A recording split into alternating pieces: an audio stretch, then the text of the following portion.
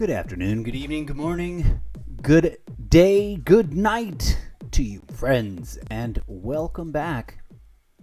Forgive the weird technical issues. I believe we've got them sorted out, and we are now connecting to Twitch TV and TikTok Live. C-Tech Studios proudly presents... Oh, why is that picture there? That's not where that goes. Oh, I know why. Because it's supposed to be C-Tech Studios, the design and production company that exists entirely in the theater of my own imagination, proudly presents the incorrigible Mr. Zeppo's almost daily variety gaming and content creation live stream show extravaganza, featuring Wednesdays Workshop Writing Wednesdays.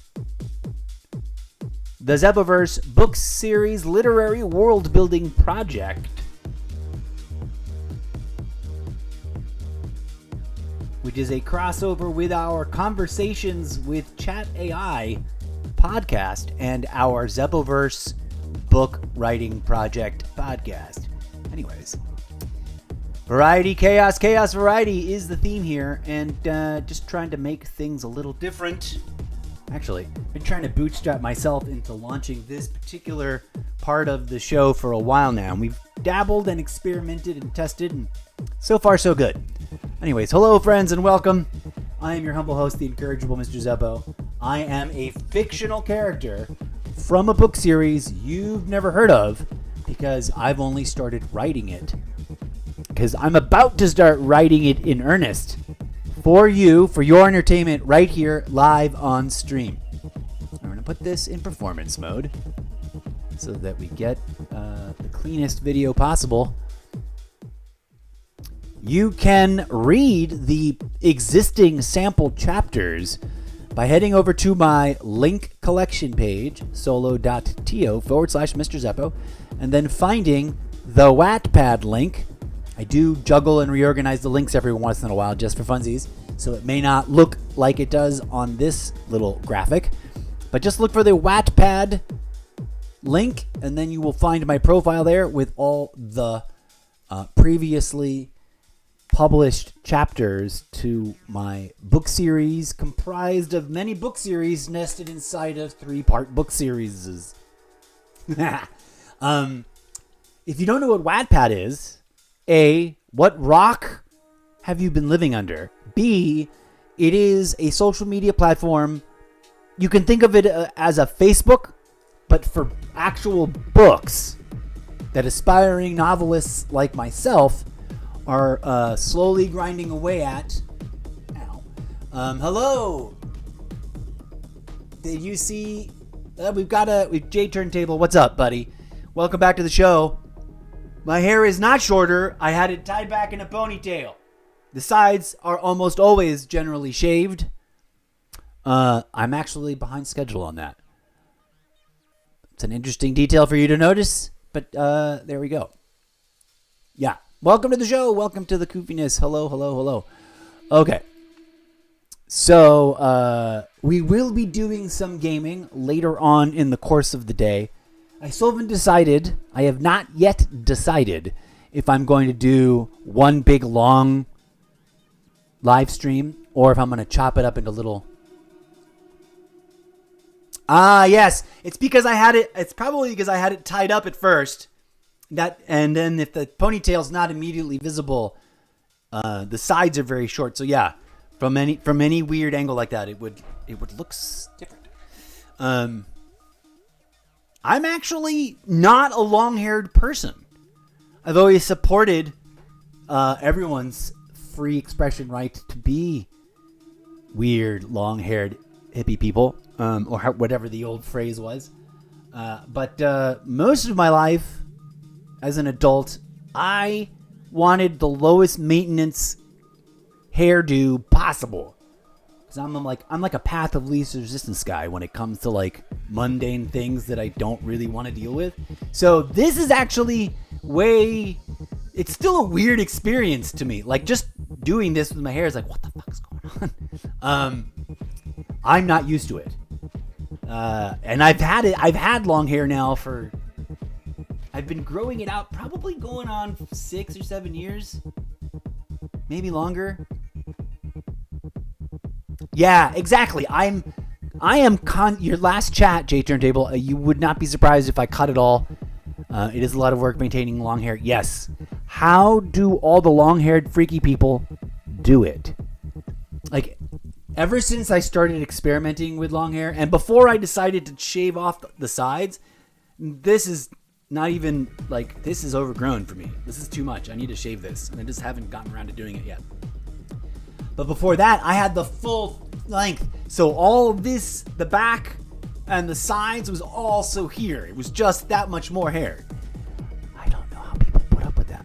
Whenever I'm in public, ever since I've started growing it out, anytime in public that I see like a woman rocking beautiful, long, crazy, luscious hair, or a dude with hair as long or longer than me, I'm like, in my head, I desperately want to run up to them as a total stranger, be like, how the fuck do you put up with this? And I also just don't want to know. Like, I don't want to get into it with anybody. But it's been a weird journey. And I'm like 60-40. I'm on the verge of just wanting to shave it bald, like go straight Mr. Clean with it. Or rather, it'd be more of a Captain Picard, because I've got a bit of one of that Captain Picard triangle up here. But I digress. My hair is, I'm still getting used to the beard too. I'm not a beard guy. Like, I especially don't like the so I really don't like mustache. No disrespect to all my siblings that are into facial hair, all the humans out there that are into facial hair, for themselves or in other people. But beards, I don't get them. I really don't get them.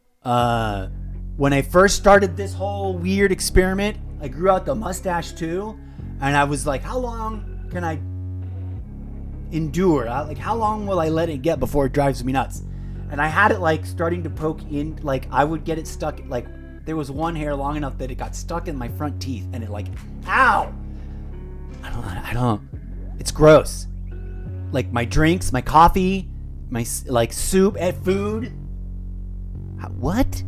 And then never mind trying to like, this has been my, forgive me for going off on a tangent. This has got nothing to do with the project we're working on today, but maybe we'll work it in somehow.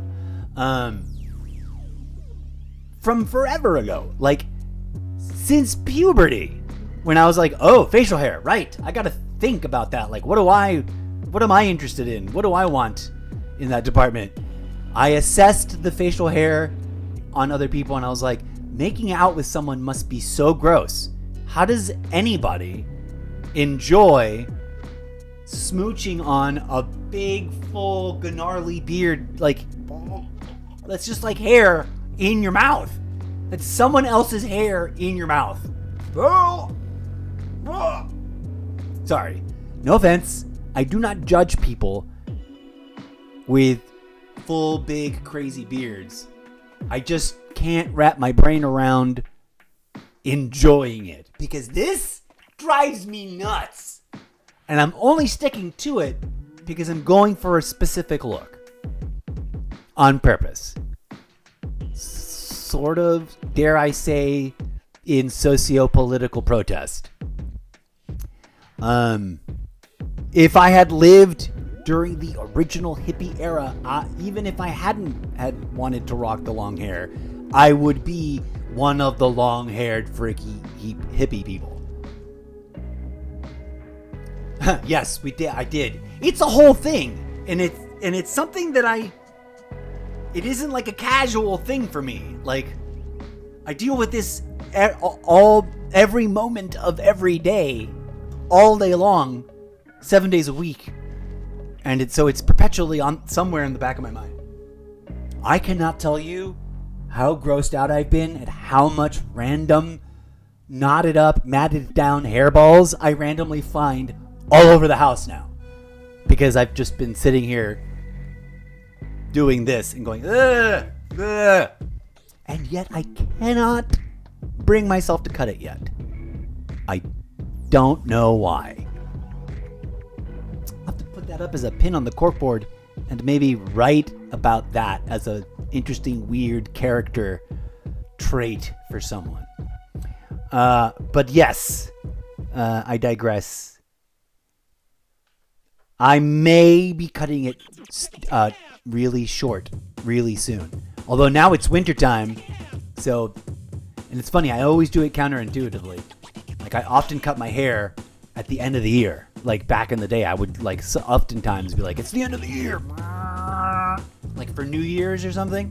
People would be like, it's the dead middle of winter. Doesn't that freak you out? I'm like, I've got hats. I got several very warm and comfy beanies and other things. Knit cap, for those of you who don't know the beanie terminology. I don't know why they were called that. Anyways, thank you for being here, Jay Turntable, actual real-life human being, friend of the live stream show. As opposed to the... I was very much ready for spam bots sales solicitations. Okay, what are we doing? We've got so much on the plate today. It's Wednesday. For a very long time now, Wednesdays, I once came up with a theme. I started coming up with themes for every day of the week because I thought that would help me organize and juggle the way too many ideas for this live stream project that I've got. Oh, here we go. Jay Turntable says, beanies are nice and difficult to wear stylishly with long hair. Exactly. Unless you've got it all tied up, beanies and long hair can be a disaster. But when you go straight Captain Picard, actually Mr. Clean, because Picard still had that little weird thing on the side. I wouldn't do that. The Friar Tuck, the thin little Friar Tuck side. I would never do that. If my hair started falling out the moment the hairline changed, and it hasn't yet, although I think I do occasionally get paranoid and wonder if I'm seeing thin spots at the top. But if I ever really was like, yep, I'm losing my hair, it's gonna go, I would just shave it off and go straight Captain Picard, Mr. Clean with it. Even though I do have a big, ugly, giant, lumpy, cookie-shaped, it looks like what's that cookie cereal? Whatever, remember that cereal that's got the weird cookies? It's like a cereal made out of little itty-bitty chocolate chip cookies, but they're really thick in the middle. It's one of those. It looks like one of those. I've got this mole. It's like a lump on the side of my head. Way too much information. And I'm weirdly self-conscious about it. And, like, I know that I am not attractive. Like, trust me, ladies and gentlemen, this is not the hot face people are looking for. And I do look kind of cool when I shave my head. I think I look cool when I shave my head. But then there's this, like, it's not that big, but when there's no hair, it looks massive. Thanks. I appreciate it. I am actually a funny person. I'm a professionally trained theater clown, improv, sketch comedy artist, and all-around theatrical jack of all trades.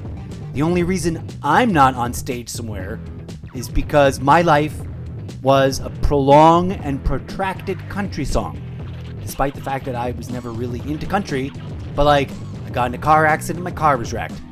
My job unfairly screwed me out of any potential future growth and then discarded me when they were tired of me. Instead of actually engaging with me as an artist, they just used me as a tool, right? It was a dead-end situation. That's a whole nother story. The love of my life left me because of some dumb thing I said that I realized in the moment of saying it was like the dumbest thing I could have said. And then my dog died. So anyways, here I am trying to commodify myself through the self-commodification of presenting my hobbies and passions that I would like to turn into side hustles that are actually not side hustles. So far, you're my biggest fan, Jay Turntable. You're the most consistent return visiting human being that has, as of yet, not tried to sell me something or lure me into some pyramid scheme or scam me out of money. So, if I had gold stars to hand out, I'd give you one. All right. It's Wednesday, and we're trying to initiate the Wattpad. I shouldn't use the term Wattpad. The Wednesdays writing workshop, or writing workshop Wednesdays. I think that sounds better. Let's go check out what's going on.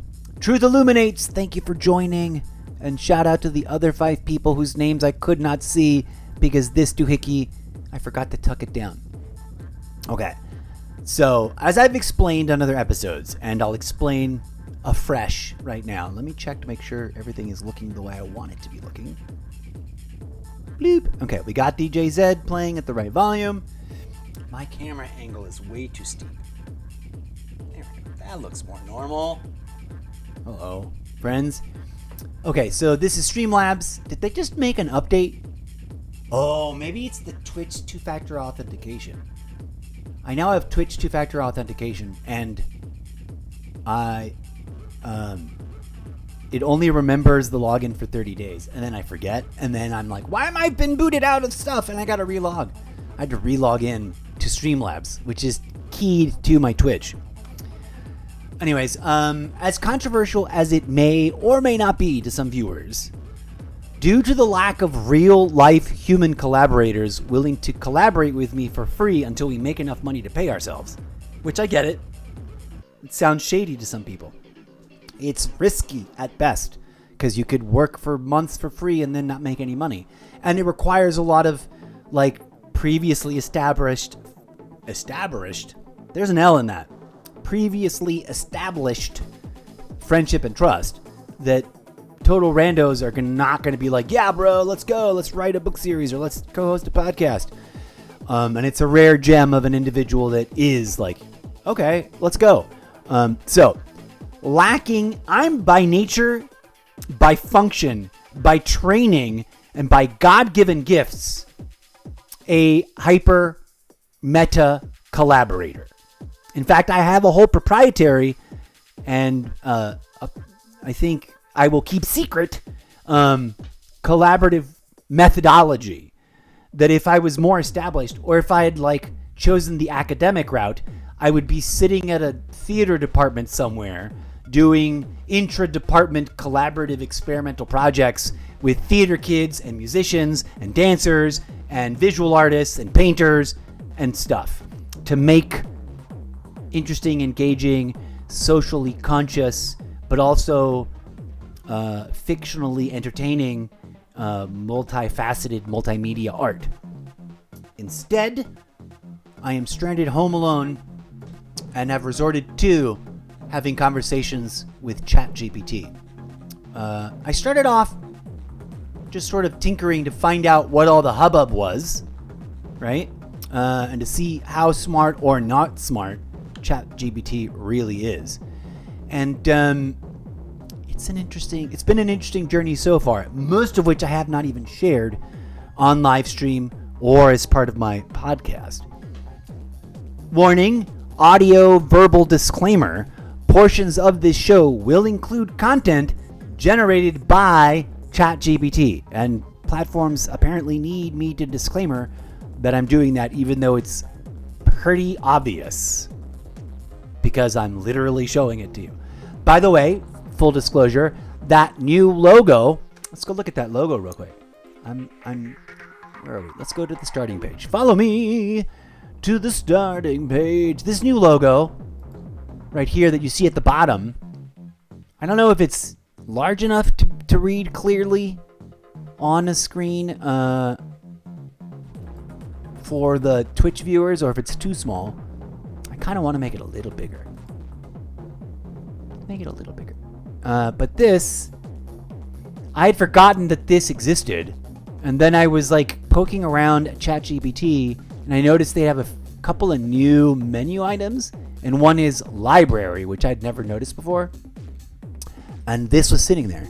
Apparently, I'd asked it to make me a logo based on everything ChatGPT and I had ever discussed about my ambitious and massively, overwhelmingly way too big project that I commonly refer to as the Zeppoverse.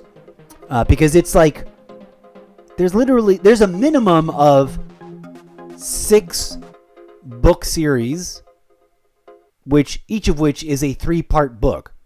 All right, so like 0 Hour, parts 1, 2, and 3.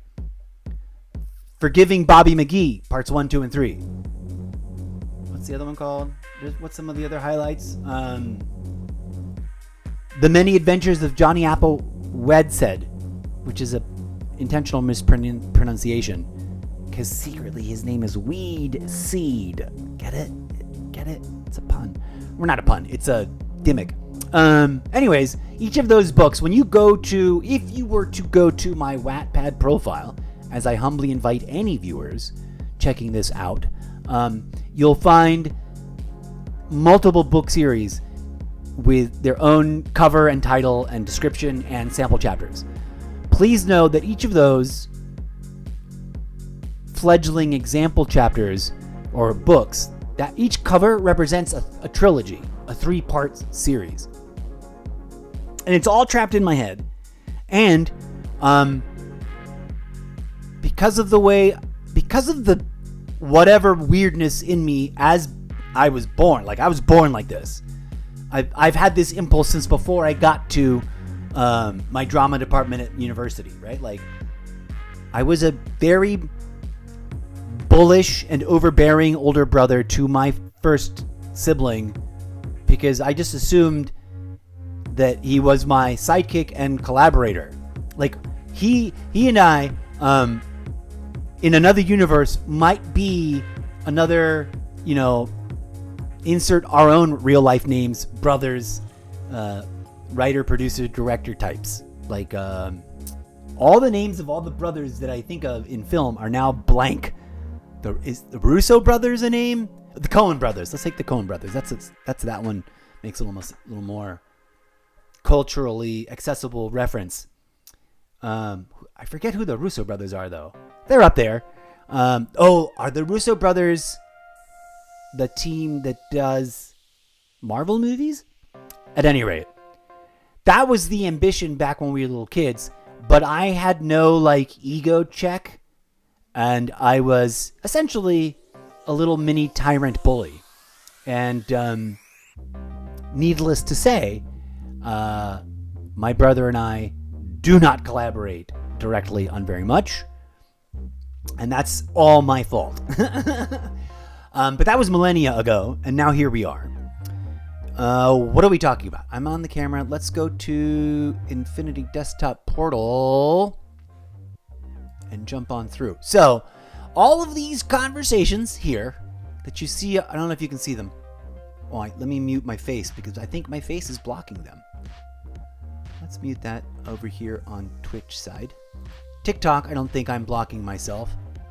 But if you look on the left-hand menu side of this thing. Another thing I could have done is just shrunk it in. But anyways, all of these chats, which go back quite a bit, are somehow directly or indirectly related to the settings, the ideas, the mythologies, the backstories, the world building elements that I think are important and should be incorporated in the things that I'm going to create. And the goal of this project is to give myself an avenue to try to commodify my struggle with writer's block and my attempt to solve the issue of not having any collaborators vis-a-vis this, I guess, potentially controversial, because many people really hate AI as a entire market or genre or whatever. A lot of people really don't want to support, quote, AI artists. In my defense, I'm not one of those. I'm using AI as a surrogate for the human collaborator. That means I actually have a collaborative process whereby and or through which, whichever is more grammatically correct, I'm not just tasking it to make the thing for me. I'm asking it for feedback on ideas I've come up with. I'm asking it to give me weird material that I might not have come up with based on my own original intellectual property, patent pending, and all rights reserved, so that I can then go, oh, that was interesting. Yes, no, yes, maybe, this needs changing, and then take it and apply my secret patent pending, someday I'll write a book about this process, and then give it back something that is dramatically different that I would never have been able to come up with entirely by myself, and that it would never have come up with by itself. Now, imagine all that with a person. Imagine all that not just with a person, but with a group of people. In a perfect world, in an alternate universe somewhere where I was born into generational wealth, I would have launched a multi-market, multimedia, multi-genre, whatever you want to call it, production studio company, and I would have hired the best of the best, in my estimation, of the kinds of people I want to work with. And instead of me trying to commodify my own sad, pathetic attempts at doing this on my own, we would already be an industry-leading studio up there competing with Marvel and DC and Disney and anybody else. I am deeply influenced by comic books, even though I didn't ever collect or read them. I admired them from afar as art that I felt I would never be able to approach. Because no matter how hard I've tried my entire life, I cannot draw. I can't stand my own line, as it were. The line being a metaphorical idea for like the overall aesthetic quality of a person's or an artist's design aesthetic, right? Other people tell me that I draw pretty decent or sketch pretty. I can't paint at all. Well, that's not true. I have 2 paintings that I made as a child under the direction of my father, who's a pretty decently accomplished amateur painter. I'm sad he never went pro with it, but that's a whole nother story. Anyways, here we are. I'm sort of floundering because I don't know where to start exactly. Except for this. Is anybody watching live now that did not see the weird opening preamble thing that I did a hot second ago and cut off? I was having technical issues. And also, I kind of always wanted a singular just that. So I can like trim it down, tighten it up, and edit it to a perfect pre-roll that I can just play at the top of every show. That's about the Zeppoverse world building. There is a chunk of the core central idea that drives all the disparate and seemingly disjointed and disconnected storylines in all my book series. And it's sort of like I'm giving away the big reveal up front because I don't know how long it's going to take me to get around to actually producing a finished book, let alone completing the entire book series. And it's the mystery at the center of the book series isn't really a mystery. It's more of like a metaphor for like the worst case possible thing that humanity could ever do to itself and the universe. So if you missed it, it's now highlighted on my Twitch profile. It's the most recent highlight. It's also the most recent previous episode on the video on demand shelf. That'll only be there for 7 days, but the highlight should be there forever. For those of you who are watching this in the not too distant future on my YouTube archive, I should have already exported it. You should be able to see it. It has a similar title to this one, except it says intro. For those of you watching on TikTok, because I made it short enough, it should be my newest post on the regular, not live, part of my profile, underneath the row of 3 pinned videos. So if you're like, what is he talking about? Take a moment and go check that out, either on a break or when you get tired of listening to me here and you want to move on. Please at least go check that video out on either of those platforms. On the YouTube archive, if you're watching on YouTube, on the Twitch profile, if you're watching on Twitch, it's on the video on demand or in the highlights section, and on TikTok. Did I already say TikTok? It should be the newest post. Also, I will also be posting this on one of the Facebook profiles, and eventually I'll probably post it on my primary Facebook profile. Supporting of that clip so that other people see it is deeply appreciated, because it's sort of like my pitch. It's like the core pitch. Here's what's happening. Do you want to find out more? Support my live stream experimental book development project known as ZWP WWW, or the Zeppoverse World Building Project Writing Workshop Wednesdays. Okay, what do we actually do? We already thanked J Turntable for dropping in. I don't know if we lost them, but if you're still here, thank you so much. We need to check in with ChatGPT, but we're going to move this over here. Let's do a quick, where are my glasses? Whoa. Let's do a quick TikTok roll call to see if any new viewers have dropped in. Mamma Mia, David B, Mario Camacho, Joke Father, thanks for dropping by and visiting. Why did people swing by and then not say hello? Drop a hello, drop an emoji, so that I don't have to accidentally butcher or completely miss your name on this little itty bitty one-line scroller of names. There's a blurb. Where's my blurb about that? I have a blurb. Okay.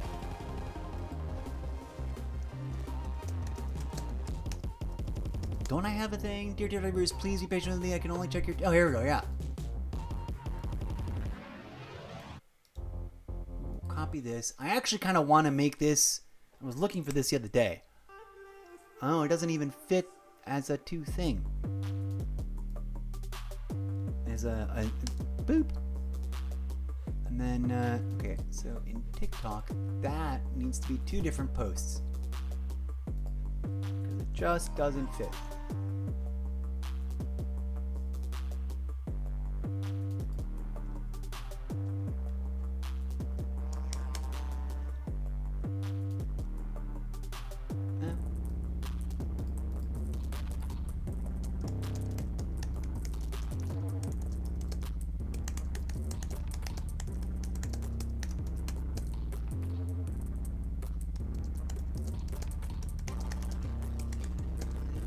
We're adjusting this blurb.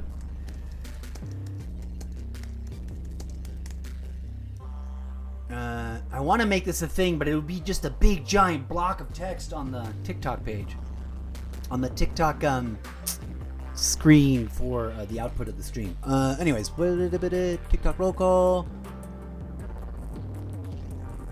Oh yeah, I already said the emoji part. Which part didn't fit? It's really tiny chat. Okay.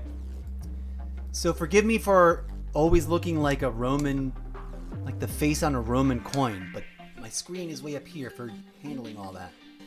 Oh my god, nothing fits in this chat bit.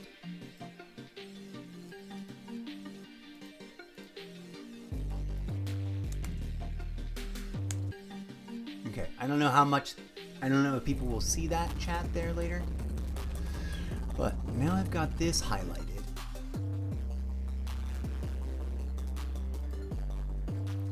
I have so many little weird blurbs of things. Okay, this can go away. So there you go, friends. On TikTok, that's the only way I can do it because I stream to TikTok Live using Streamlabs. And Streamlabs doesn't have chat integration, probably because of an agreement with Twitch, which they have a pre-existing older deal with. And Twitch doesn't like it when you promote other platforms or try to drive viewers to other platforms.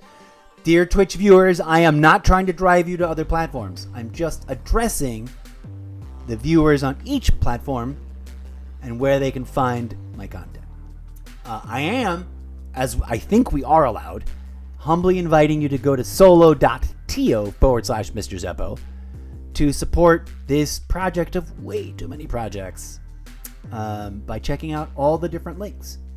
And the more you go visit, the more eyeballs you put on them, the more comments you leave, whether they're supportive, whether you're confused and don't get what's going on, or whether you just want to troll and insult me, the more engagement, the more new viewers will find my content. And this is a serious attempt to actually commodify my own creative activities so that I can provide for myself and survive the impending apocalypse. I'm not kidding when I say that. I mean, it's also part of the book series. I play on this live stream and in my podcast, despite the fact that I am definitely asserting my real life humble opinion about the world and the actual events therein.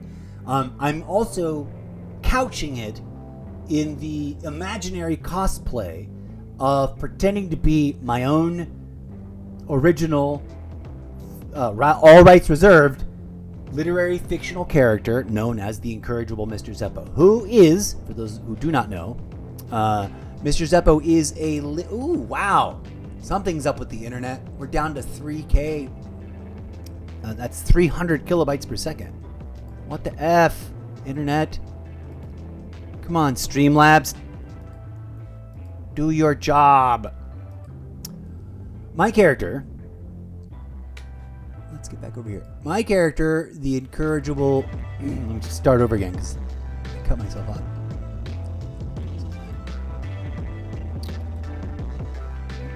My character, the incorrigible Mr. Zeppo, is a living, non-carbon-based, nanobot technology, artificial being from a parallax dimension where things are wild and wacky.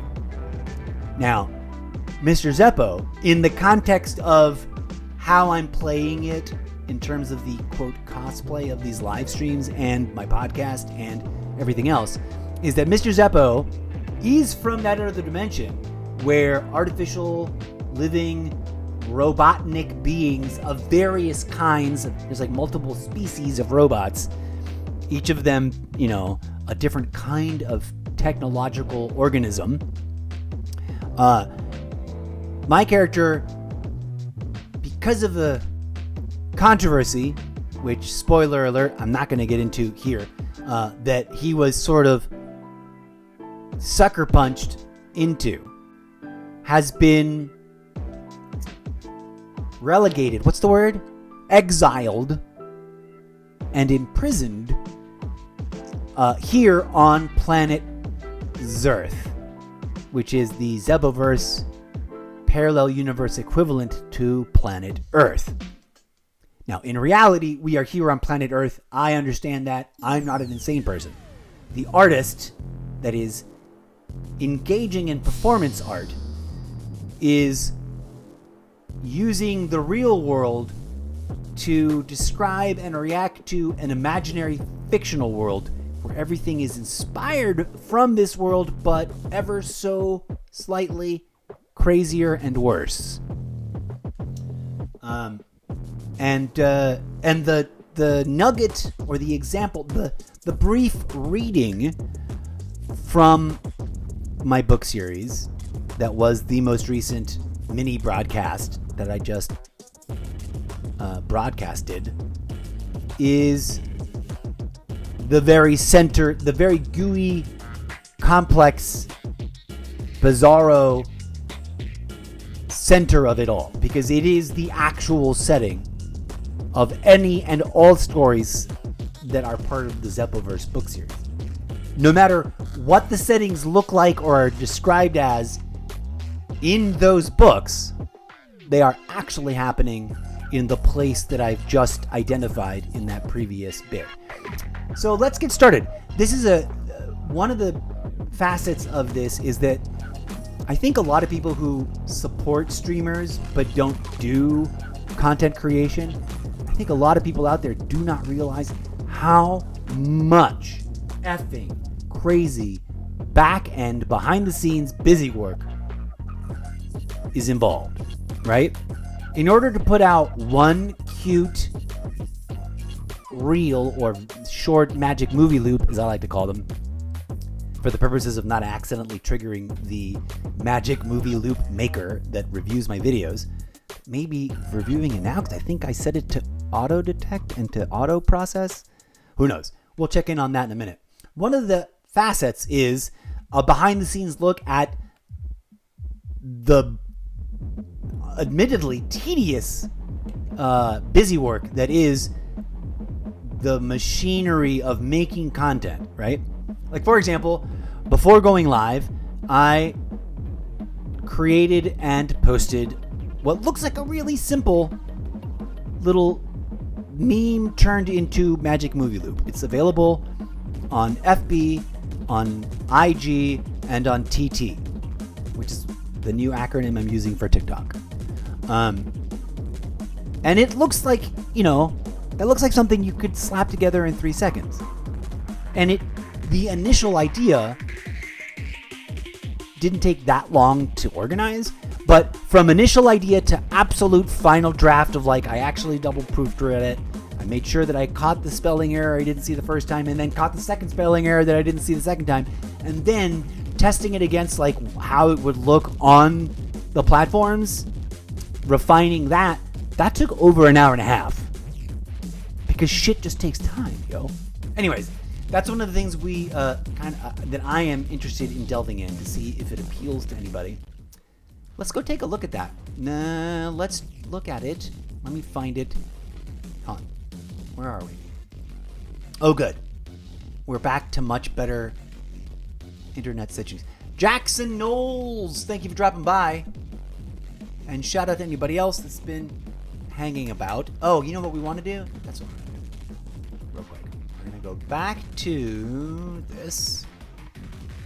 Back to... Whenever I say back to, deep in the forgotten memory hole of my brain, that song from the late or mid 90s, maybe, or late 80s. Back to life, back to reality, dun, dun, dun. And then that dance breakdown, that is permanently seared in my brain. Whenever I hear or say the phrase back to anything, it plays in there. I'm one of those people. But for the life of me, no idea what the name of that song is, what band or artist, what year it came out. I couldn't, if I tried to find it, I'd have to sing it at someone until someone goes, I know what that is. So pin on the corkboard, if anybody watching, even if it's in the future, if you know what that is, please, oh please, let me know. It goes, back to life, back to reality, back to the something, something. And it's a woman singing, I think. It sounds like a woman. Anyways, yeah. Clip that, Eclipse. Let's see if we get an answer to that question. What are we doing? What am I doing? I am looking for... Hold on. Oh, right. We're going to go over here to the iPad page. Boom. DJ Zed, are you still playing? Good. iPad Pro, you don't have any music to play right now, but why is your volume so weird? Okay. I might also do some almost daily login stuff during this episode, even though it's primarily about developing ideas and commodifying the act of trying to write a book series as a live stream show. We might also log into a few video games in passing, casually. Now, what were we doing? I was going to do something on... yes. Hold on. Let me find it first, so I don't have to broadcast the weird bits, any unexpected content. Let's open up the TT app. What's up, TT? Yo! What's up, gaming friend? I have lots of Call of Duty friends on there that are way better than me. Aha! Okay. Alright. So forgive me, Twitch. I am featuring my TikTok profile. I'm not trying to drive viewers from Twitch to TikTok. I'm sharing my TikTok content on Twitch, which I think is allowed. I have not downloaded this yet, but I might do that right here. This is the video I made a hot second ago. It's a little long. It needs a little tightening up, especially because at the beginning, things dragged on because I should have edited this in the TikTok thing first. But I was caught off guard because it didn't recognize me in chat. I had to log back in, And then it does this weird thing where like you try to log in and it's like, are you trying to sign up for a new account? I'm like, no, you piece of garbage. I'm trying to log in. So I had to like do it 3 times. At any rate, the fun, interesting bit is when it starts talking. There's some music. There we go.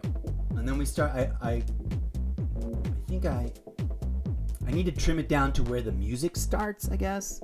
I don't know. Some people may have the patience for this, but some people may not. So look how long that sits there for. And then finally, I was like, oh, wait, wow. I was looking for a screen where it would look best. And I was also sort of just doing I didn't expect to be disconnect in order to fix a technical issue, which is why we are technically in a different stream now than this. But it worked out because now, hold on. DJ said stop because there's music on this clip. Here we go. So I made it go blank so that I can do that. Is it playing? It's probably not playing right now, is it? Hold on, let me check. Everything is tangled up with everything else. I often resort to this. Who remembers the show called Pimp My Ride? Now, forgive the gratuitous use of that term. But I want to pimp my content, my at-home content making studio show. So if there's a reality TV show out there that's like looking for a new thing, hire me. It would be dope because there's so many people doing live streaming and there's so many people doing content creation that you could do a whole thing where it's like, oh, does your studio suck? Do you not have all the right equipment? Do you have a halfway decent like setup, but you want something even better? Come check this out. And like, we visit, we remodel, we install like top of the line gear. We got partnerships with the best, graphics cards or whatever. Just like Pimp My Ride, but it's about charitably donating stuff to people like me who are like, I have a pretty decent setup, but it's still the technology is still on the edge of like, I could be rocking this so much more. This could be streaming so much higher def and faster and slicker and better and whatever. Anyways, what are we looking at? We're looking at this video that I just made. Part of it is the standard intro to the show, but the other part is, hold on, I just realized we have to click this button. Brace yourselves, the iPad audio is about to activate. COD anniversary. There we go. This episode, Let's turn that up a bit. Is about to begin. Please, for the love of all things sane, affix and or adjust your own device interface to human sensory inputs and adjust volume levels to safety protocol standards on your own. Anyways, insert Robo audience applause and laughter track here. Thank you for watching. Activation transcript. Welcome to the madness. Dear audience, good afternoon, good evening, good morning, good night, and good day to you, dear audience. Welcome in the not too distant future. Welcome to the Zeppoverse. Some of you may be asking yourselves, what is the Zeppoverse? Visit the many dimensions of the Zeppoverse at this link collection page. https://solo.to/mrzeppo. Insert Robo audience applause and laughter track here. Welcome, dear audiences from around the world. CTAG Studios proudly presents the Almost Daily Variety Live Stream Show Extravaganza, a special presentation of the Almost Daily Variety Chaos Content Creation Zeppoverse project of 2 many projects, hosted by the... Anyways, go check that out. And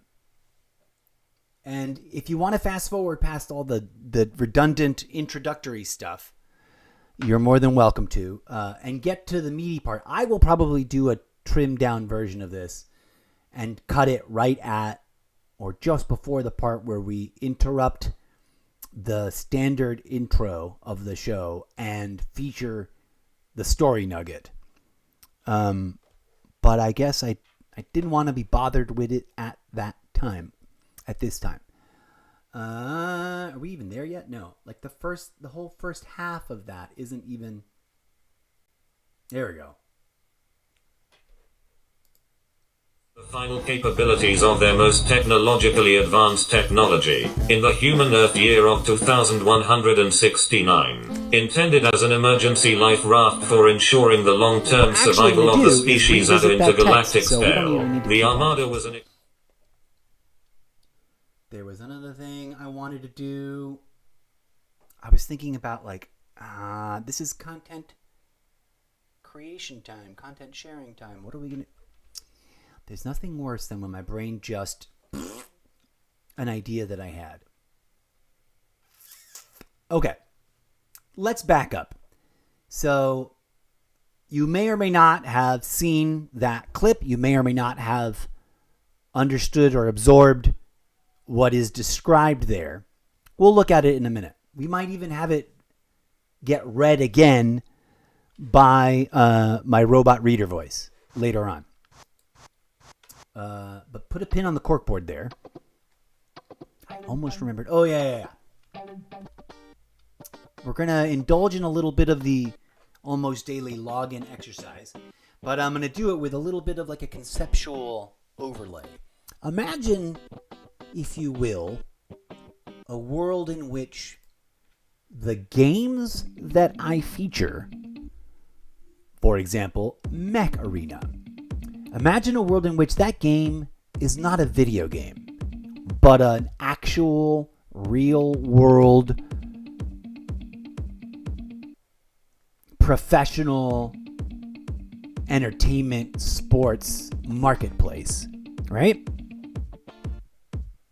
Imagine that as we log into, for a hot second, Mech Arena to do the almost daily login widgets and just log things out. Now, why do I say that? Let me adjust some volume settings. Oh man, I need to replace 2 headsets. Somebody want to donate $100? Because I need to replace the headset that I monitor and the headset that I use on my Xbox. And to get good ones, that's like $50-$60 each. Anybody want to donate $120 so I can get 2 cool headsets? Oh, that's DJ's head. I'm like, what the is going on? Okay. I'm going to take this off because it's just distracting to not be able to hear the monitor correctly. Here we are. Adjust the camera, the microphone there. Get the keyboard out of the way because we don't need it. I love this game. This game is actually one of the things that got me started on live streaming because I was like getting a little bit obsessed and fixated in the game, and I had heard of live streaming, but also like I didn't get it. And then people around me were like, you should get into live streaming. You're interesting, you're weird, you know how to improvise, you can be funny, you're weird. Look, what is that? New video alert.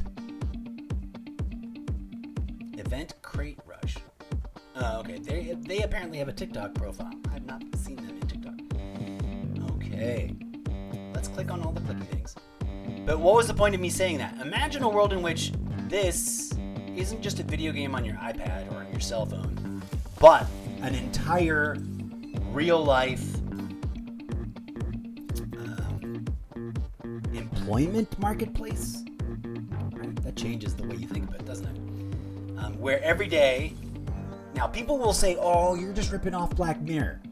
No, I had these ideas before Black Mirror ever existed. They just beat me to the punch of presenting very similar ideas in their really awesome science fiction show, which, by the way, I haven't finished watching it. I know there's I think I'm 1 season from completion. Cool, okay. I have not lost the 14-day thing. We can still keep grinding this. What is this?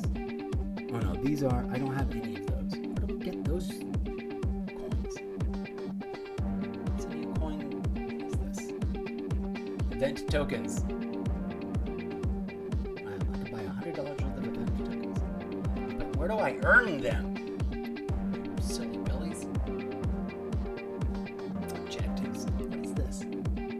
their arena playoff event 1 week and 2 days. Might earn some things in that. We're probably not going to play a game, although we might. That's one of the concepts I'm working with in the book series.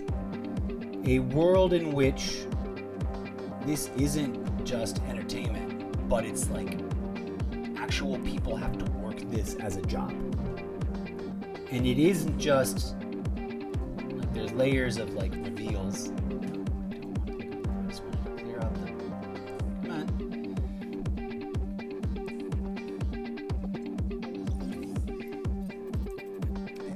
Kind of like if we put it's sort of like how I'm live streaming games, and I want that to be popular enough that it is commodifiable and generates some amount of income so that I can sustain myself by being a work from home content creator and creative. So far, by the way, for the record, this entire process has only cost me money. Yes, I've received some payouts from my podcast and from my activities on social media, but those payouts have been ridiculously small. I saw a meme recently that like made me laugh out loud, but also felt like a stab right through all the important vital organs. It was captioned, "Just got my first social media payout," or something to that effect. Might have been Facebook, but let's just say it was social media. "And I'm dining like a king." And under the caption was a photo of hot dog buns with, I think, ice cubes in them. Like not food, not like actual food. Am I gonna play a game? The sound is so horrible on these headsets. Would it work if I swapped down? No, I'd have to reassign it. It would just be a whole headache if I put my Xbox headsets on the iMac. It works, but it also doesn't work for some reason. I've tried that before, and I said, nope, undo all of that. All right, let's not. We're just going to log in and do the login for the characters. Bare minimum. We'll come back probably and do some actual gaming from this and all the other games. If not today, then throughout the course of the rest of this weekend. Come on, click on it. I'm a sucker for things that have daily login mechanisms. Like we have to go log into Call of Duty right now so that I don't forget. Call of Duty on the Xbox. Because they've got a cool, weird, free new thing. Come on, click on all the places. Dear Mech Arena, tone it down with the fucking pop-up advertisements. Like it's a wee bit much. You don't need them popping up like that. Please and thank you. That means I need to actually read the Windows pages to see what it says. Alright, click on that one. Come here. So this is tedious and boring, and some people be like, "This, what is he doing? What does this have to do with anything?" I mean, it technically doesn't, except for the fact that I'm just commodifying my time. You're here watching me do something silly and chatting. And of course, this is much more interesting if people watching, especially over there on the TikTok, you actually engage with the chat, my friends. Because every time you don't, the more there's chat engagement, the more I can actually utilize and engage my theatrically entertaining improvisation skills. I mean, I can improvise by myself too, but also I totally trashing my voice. I forgot to make tea. And I did not warm up. I brag about being a professional, and then I'm also a terrible professional. Okay. This was just the logins. But imagine a world where every day your grind is to log in to a game like this. Except it's not really a game. It's a real world conflict resolution / entertainment mechanic, or industry, or marketplace, or whatever the most appropriate terminology would be there. Oh, that's pretty. I still like the purple one that I've got. What is? Oh yeah, this purple character.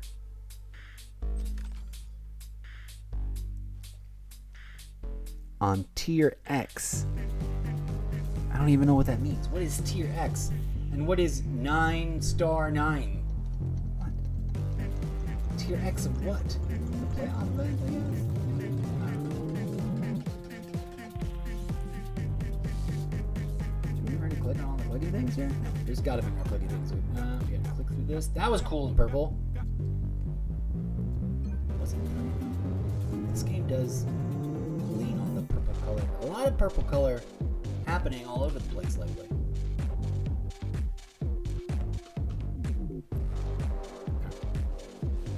This bit.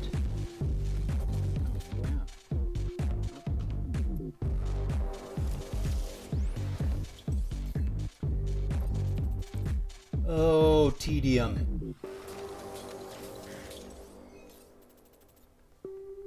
There's a bunch of, or at least I've noticed that several of the copycat games that are adjacent to this specific game are promoting on social media. I thought they were all defunct. So Mondays, we're going to bring Mech Mania Madness back. M4, Mech Mania Madness Mondays. Those are the only 2 days of the week that I have... Oh no, we got First Impression Fridays. So Mech Mania Madness Mondays. Zeppoverse World Building Project Workshop Writing Wednesdays.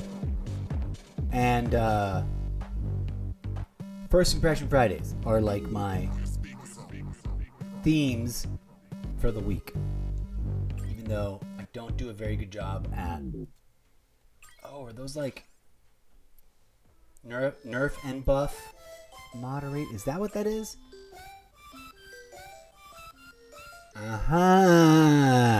That's what this is. I thought this was like a place where you bought stuff. And I didn't understand it. Now I get it. I just also never bothered to actually read it very closely.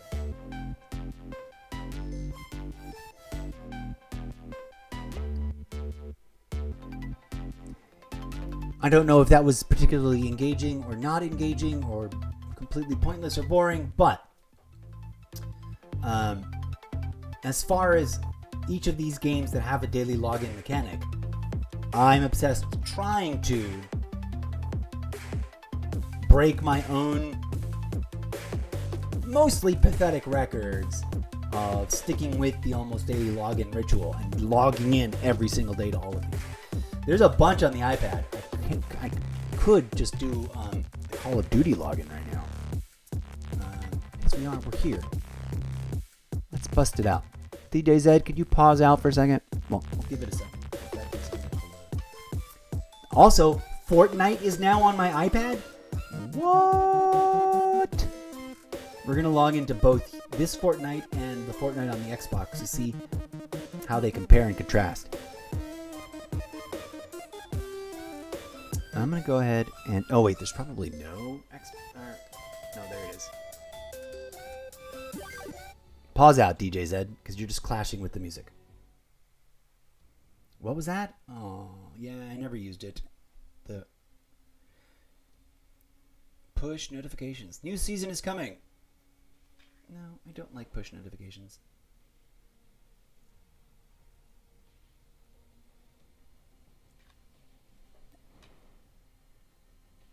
All these money grab systems are a little overwhelming. I'd really love for there to be just like true free-to-play gaming. I always get invited to a match. Okay, we're going to play one match because I try not to be rude to my friends in this game. Here we go. But meanwhile, as I play this, even though I cannot hear a fucking thing, oh, that's because I did actually load it on. Imagine a world where you had to do this as a living, like for a job, and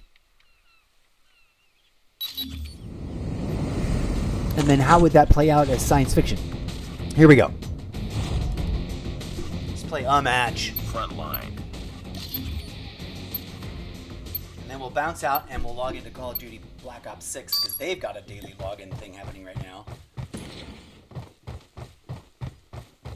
Let's pay attention though. Enemy down. Sniper. That's right, friends. This is one of my favorite maps on mobile. I don't know why. And I think we're getting this map. I think we are going to get this map in Black Ops 7.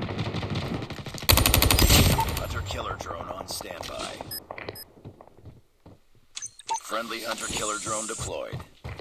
Okay, the audio is terrible. Enemy down. But I think it sounds fine for you guys. It's just my freaking... Who runs a sniper on this map, dude? This map is tiny as fuck.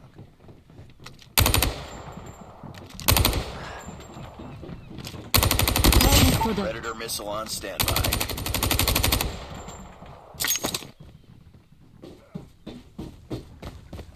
Woo! This is a fun deck. Target down. Tango down. Did you get him? Did you get him? Okay.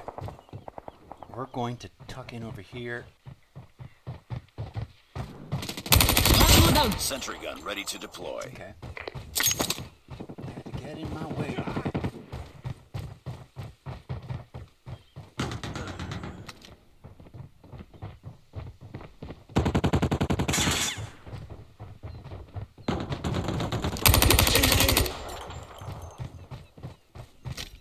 Sentry gun deployed. Okay, we gotta hide somewhere so we can launch this thing. Keep on them. We're winning this one. Reload through. It sounds so weird in my headset. Predator missile inbound. Kaboom! Tango down. Oh, you can't. I wonder. You could get on top of that. Sniper. Boom! Target to threat. There is a very cynical. Been destroyed. Objective almost complete. Keep it up.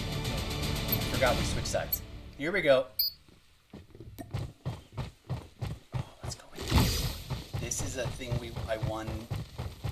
They released this to people who played. The gun it in. Gun.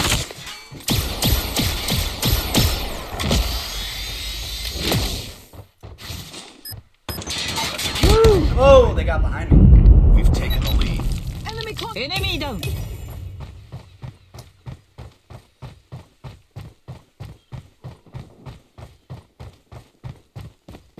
That thing where you can see your own teammates, that's something they should do in Black Ops.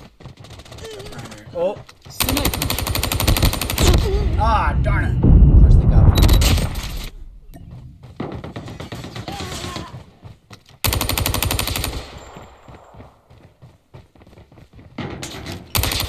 Tango down.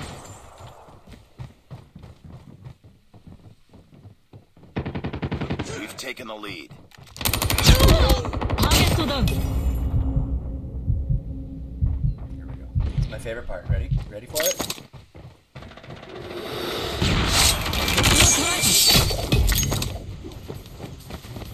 Heads up. Enemy UAV spotted.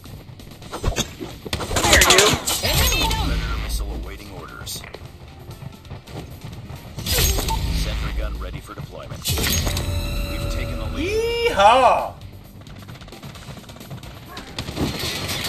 Tango down. Haha. Oh, brutal. They got me. Ouch. Got me in my headset. Okay. Wouldn't this be kind of an awesome way to solve world problems Friendly instead hunter-killer of drone actual deployed. real-life kinetic Enemy conflict? down. became the homeowner. I didn't even drop my other things. Victory is mine.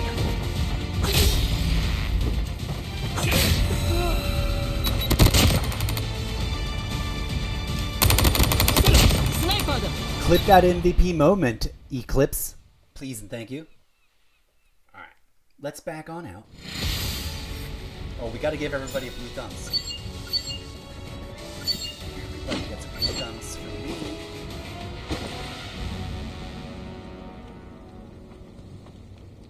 Mission accomplished. Good work. Especially, I mean, I always give a blue thumbs up to everybody.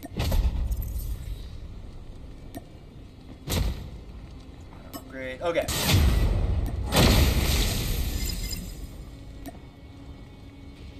Let's back on out. And I know this may or may not make sense to some people. Nope, sorry, polar bear. I gotta go.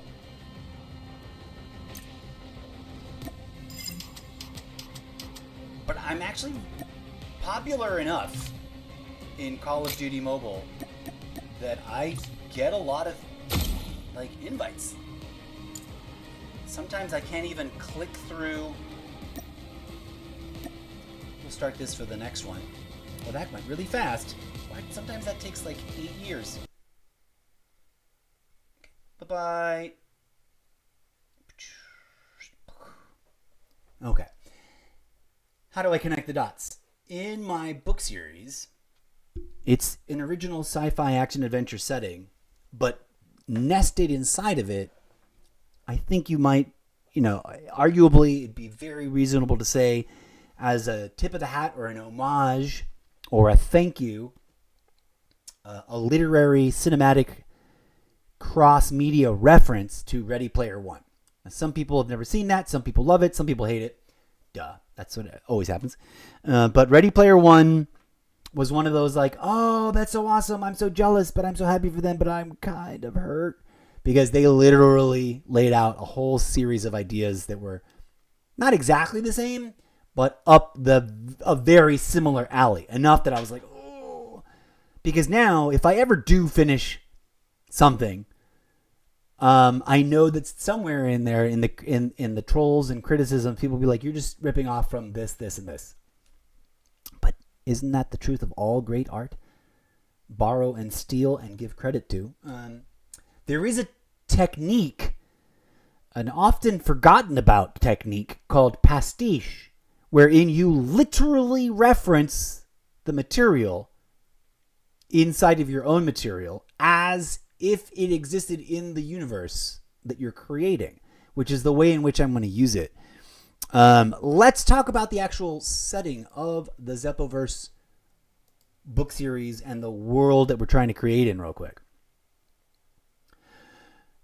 As if you caught the opening intro loop thing that I made before this particular episode, the human species has created the penultimate gaming and life simulation platform, which is there's going to be somewhere when we in talking about that a sequence that will be a direct cinematic reference, homage, and like tribute to the RoboCop remake with what's his name, the guy from Suicide Squad. I don't remember his name, but I can see his face right now. But if you're familiar with that, you probably know what I'm talking about. It's the single scene in the new RoboCop movie that is the one thing that was like, mwah, chef's kiss perfection, missing from the original RoboCop movie. Unless I don't remember it, and it's there, and I forgot. But for those of you who don't know, if you like sci-fi and robots, how have you not seen either the original series or the remake? But in the remake, the guy, the character, the main character, right? If you don't know the story of RoboCop, pardon the spoilers, but I believe he was always a police officer, right? A police officer is gravely injured, and to save his life And as an excuse to experiment with their technology, they harvest his brain and certain other body parts necessary to keep him alive and shove him into a prototype police robot machine to make it a cyborg.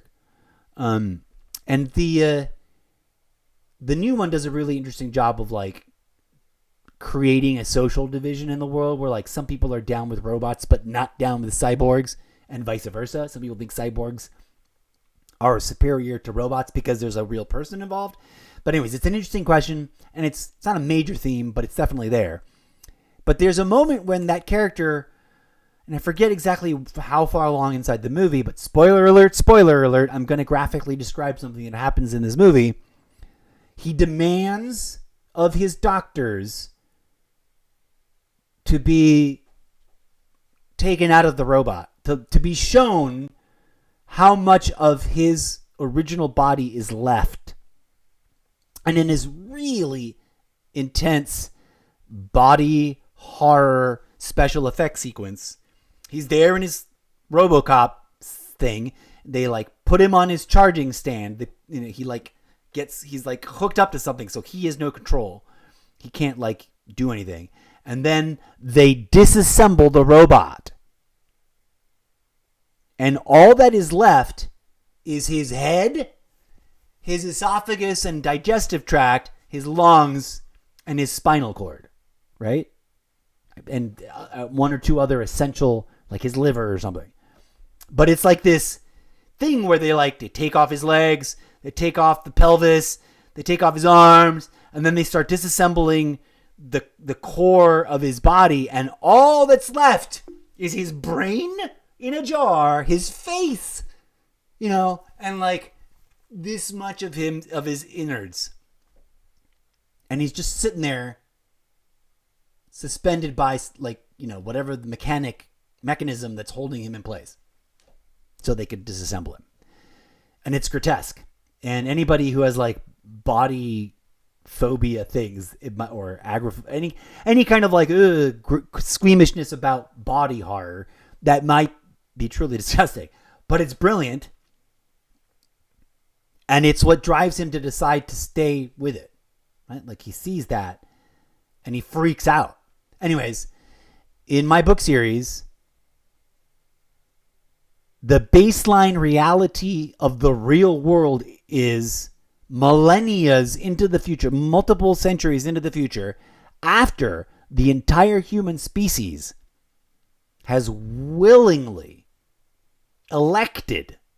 chosen, in order to survive their own planetary apocalypse that they and their own industries and their own choices and their own politics have caused, they decide to do something effective, but even more, they just, as it says in, how did I phrase it in the bit that I wrote? I phrase it as,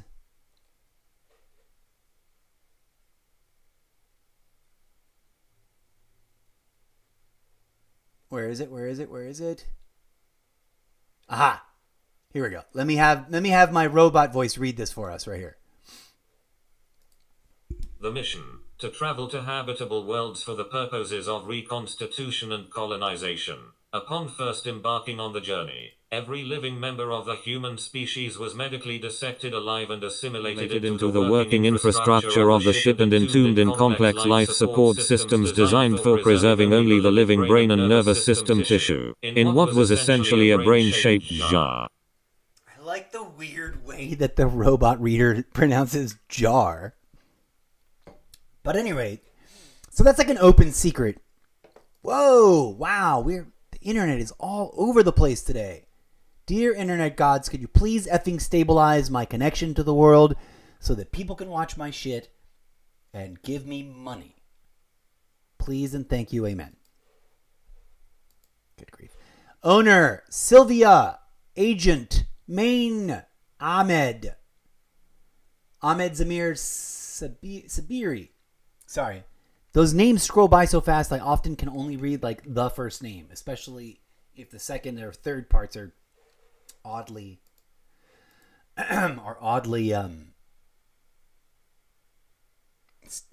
hard to pronounce.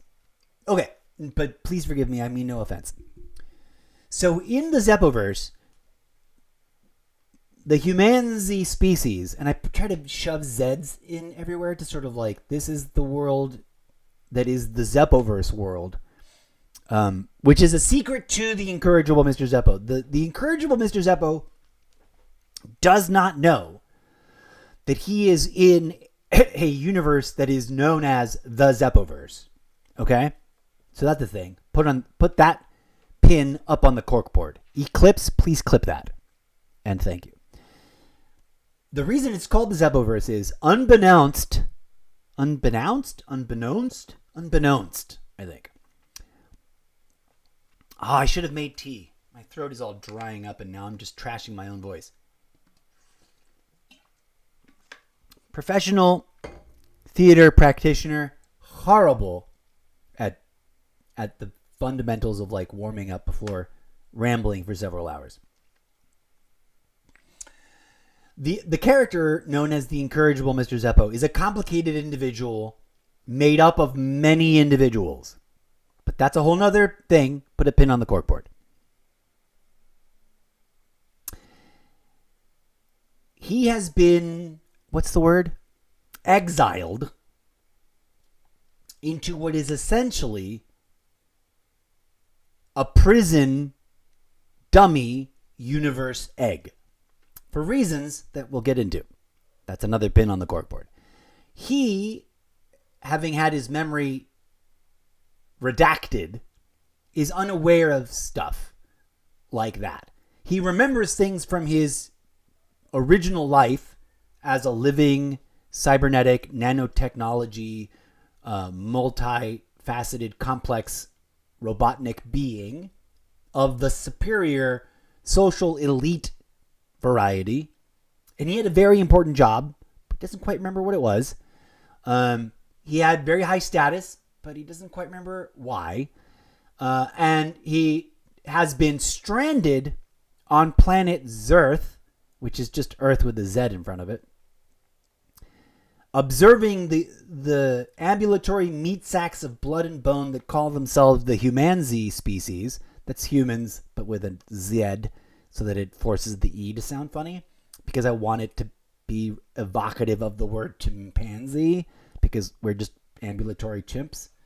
We're just talking violent chimps with toys and tools. But I digress. He doesn't quite remember why or how he got stranded here, but he does have a working theory about what the F he's supposed to do, about which he's completely wrong. But he doesn't know that. In the central or primary or anchor book series, the book series I'm probably going to try to get through first, known as 0 Hour, the incorrigible Mr. Zeppo is framed as a bad guy by human authorities. They don't even know his name. They don't even know who he is. But his activities, when they are noticed by the authorities, because he does live sort of incognito. He's been walking amongst the humanity species on Zerth ad nauseum since like the mists of time began. Since whenever the I haven't quite decided when to like plant him there. Whether he should have been there from the like conception of the universe, which would be hard. Like, what would he have been doing for those bazillion years? But at some point, he finds himself on planet Zerth, feeling a bit stranded and very invisible, because he's designed to blend in and observe without being noticed. He, in his sort of hazy, redacted, incomplete memory, he has some sense of a, what do they call it in Star Trek? The Prime Directive. He has some sense of like, I'm supposed to be here observing and cataloging and analyzing the decisions and behaviors and interactions of these primitive ambulatory talking chimpanzees. And he's been doing that diligently throughout all of human history. But as we get into the postmodern era, in which I will be using real life as a blueprint, but also sort of retconning it, so it's a little bit more future forward. One might say that it's a little bit of the Fantastic Four treatment. How in the Fantastic Four Marvel movie, we're seeing a sci-fi, not quite steampunk, but definitely futuristic past. I don't remember if we've gotten an answer as to whether or not that is the same timeline as the primary timeline of whatever the effing number they attribute to Earth in that whole thing. I love Marvel, but I'm a big picture nerd, not a drill down and memorize tiny details nerd. So in nerdgasms speak, I often don't sound like I know what I'm talking about because I don't have like the date and the name but I know stuff. I'm analyzing it at a big picture. All the things that I am a nerd about. And I'm definitely, in my humble opinion, a Marvel Cinematic Universe nerd. Okay, but anyways, so in that sort of style, but original to my own design and thinking, and you gotta admit, it is undeniable. We wouldn't have the kinds of design aesthetic choices that make sense and are approachable, almost nostalgic, in the Fantastic Four movie. Pin on the corkboard, I am way overdue for doing a Mr. Zeppo's Totally Irrelevant Media Review episode about that and just about every other MCU movie in the catalog. And it's one of those things that's sitting on a back burner. We're going to get around to catching up on it. So stay tuned. But we wouldn't have that design aesthetic language as readily available and as acceptable and as recognizable without the Jetsons, in my humble opinion. So, in my own way, inspired by and deeply influenced by the Jetsons, as I was a fan in my youth, I don't think I'd watch it again, especially after having been exposed to the age analysis of the family units, because then it makes even less sense and it's creepy and wrong. But if we ignore that part, someone out there did a video and it forever sort of altered me on the Jetsons, because I used to just be yay, I'm so glad the Jetsons existed. Now I'm like, why did it have to have that cringy thing baked into it? But I guess, it's obviously from a different era. And age gaps were considered way more normal. I mean, not to get into a discussion about age gaps. Blah, blah, blah. What are we doing? Peachy Girl, thank you for dropping by over there on the TikTok page. You're quite welcome. We're discussing... Oh my God, what is wrong with the internet? I'm down at 253 kilobytes per second. What the F is going on today? Anyways, where are we going? Where was I? Let's get back over here.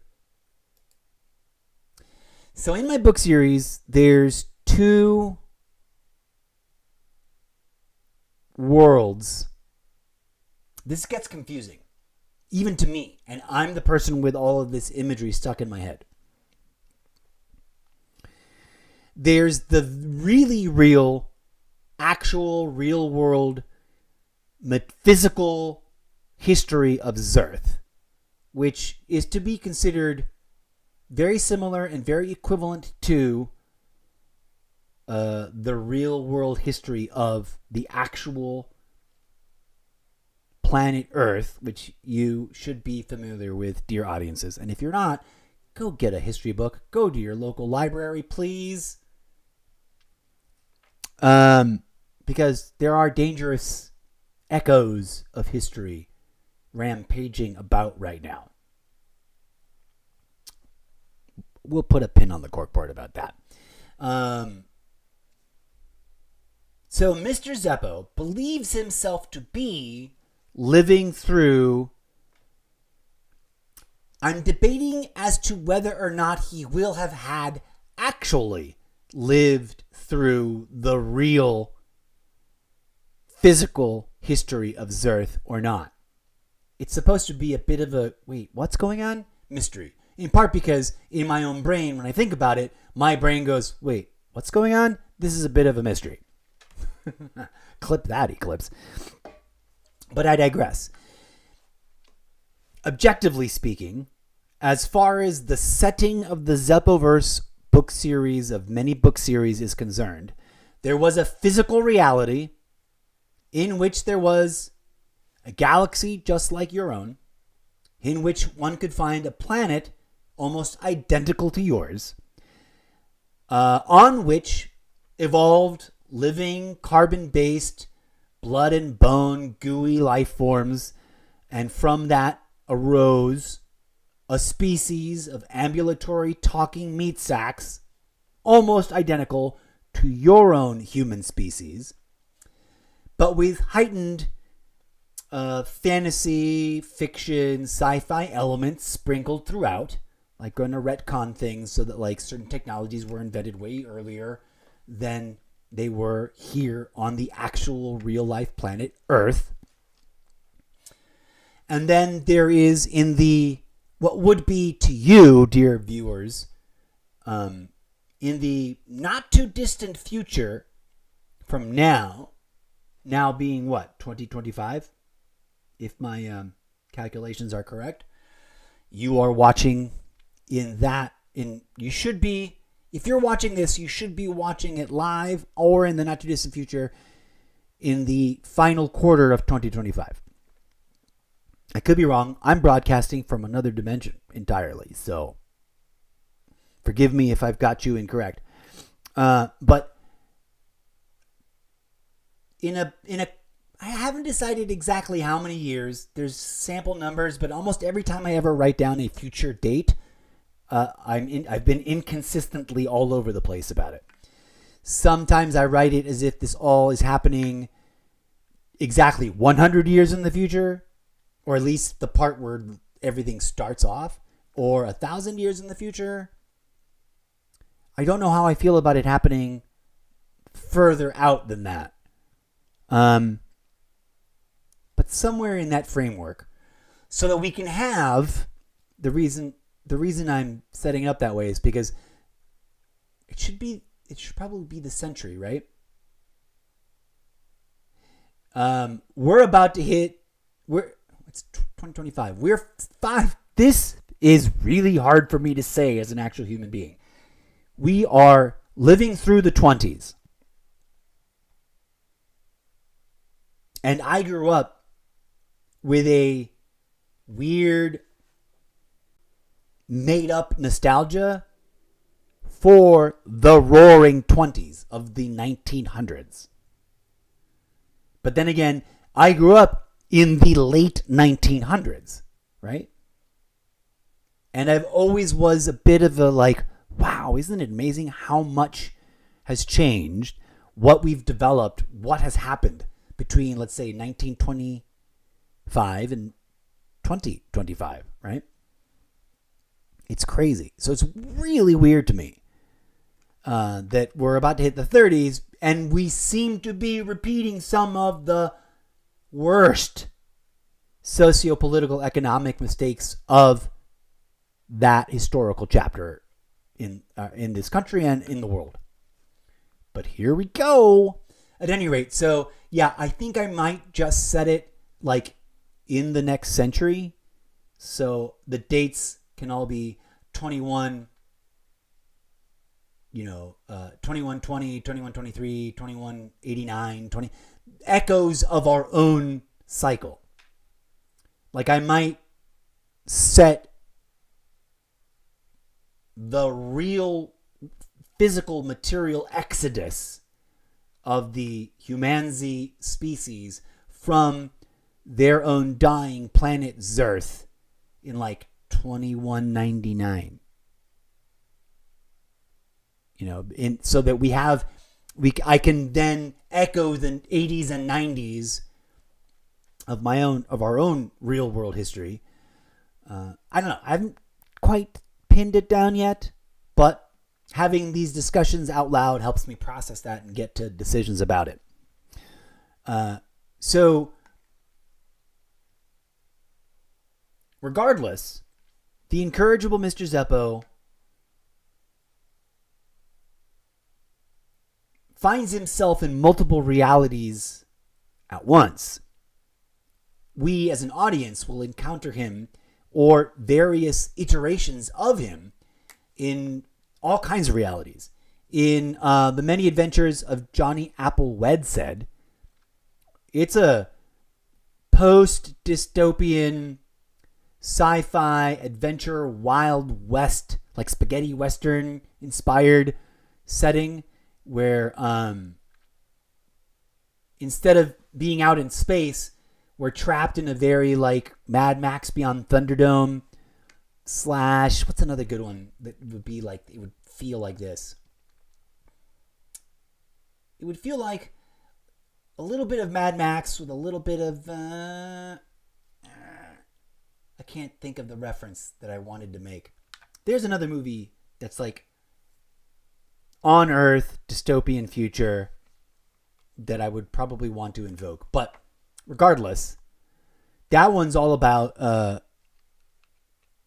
character whose great-grandfather has just handed to him the keys to his secret empire because they are the Wedsaid family. This is all sort of a play on Johnny Appleseed, right? The American mythology. And I need to go back and refresh my memory and on all the details and go back and read a lot more about Johnny Appleseed and what the mythology is all really about and stuff. But Johnny Appleseed in American mythology is a character that is often attributed to planting apples across the eastern seaboard where there were no apple orchards, and creating apple orchards, and thus being a foundational folk hero that helped establish and create the agricultural prosperity of this country. I don't know. I don't remember right now off the top of my head if it's literally inspired by a real person or sort of an aggregate of mythologies of different people or what now. But I used to know. It's just not right there. But in The Many Adventures of Johnny Apple Wedsaid, Johnny, in a coming-of-age story, has this legacy thrust upon him because he was unaware. He was just minding his own business, being a young, up-and-coming. He wanted to be a blacksmith stuff. He's got friends. It's very comic booky. This has got the most anime vibe in terms of the way I describe the world and whatever. There's giant, majestic, mutant animals, some of which we discover can talk. There's a barren wasteland. Then there's the rugged, sort of arid, Western style, like people are just scraping by on subsistence. Is that what it's called? Subsistence farming. Like you can just barely get by. Oh, duh. What's the one with the Hunger Games? That's the other one. There's a splash of Hunger Games in this. But the Wedsaid family has always lived sort of 1 foot way outside the norm. And unbeknownst to Johnny Apple Wedsaid, who I think he's adopted into this family. That's a detail about my own fiction that I don't remember exactly. I may have been toying with that idea and I never nailed it down. But the last living, I might change it so that it's his grandmother. Ooh, pin on the corkboard. I got to ask myself, I got to write that down. Let's go to my notepad.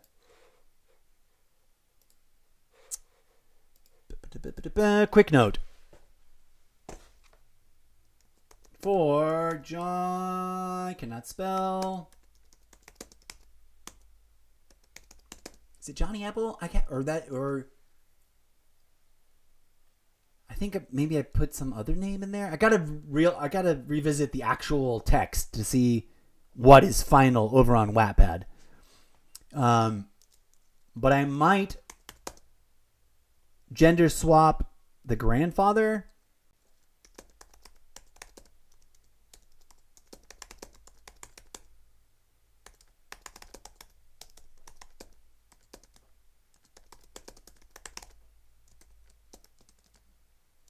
Intuition says yes.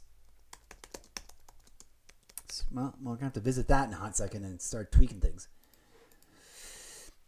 Let's go back over here. Boom. He inherits this secretive underground network of cannabis orchards, acres, discrete, isolated, remote acres of very usable soil. And the mystery there, because there's a lot of it's really hard to farm and everyone's struggling because the soil keeps getting worse and worse and worse. It's a place to also talk about, this world is a place to also talk about the Dust Bowl era and some of the issues of how we caused that. That wasn't an act of God. The Great Depression and the Dust Bowl era are often they happened overlappingly and so they're conflated, but the Dust Bowl era is specifically about how corporate farming, toxic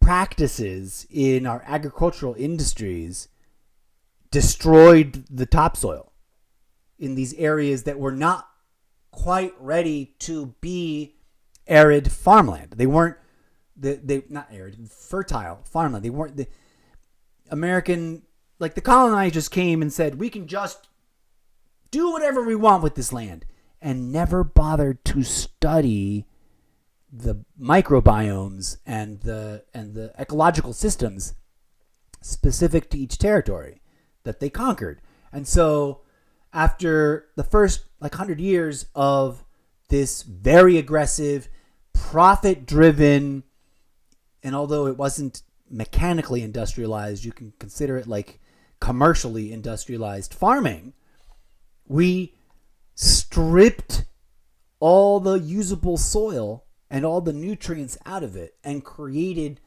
we caused a collapse in ecosystems so that nothing would grow. So that's one of the things going on in that setting in The Many Adventures of Johnny Applewhite said.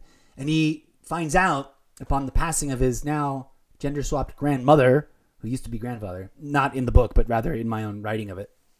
Although that's a whole nother issue. We could play with that. We meet him after the discovery, although I may rework that. And he's recruited from his childhood friends.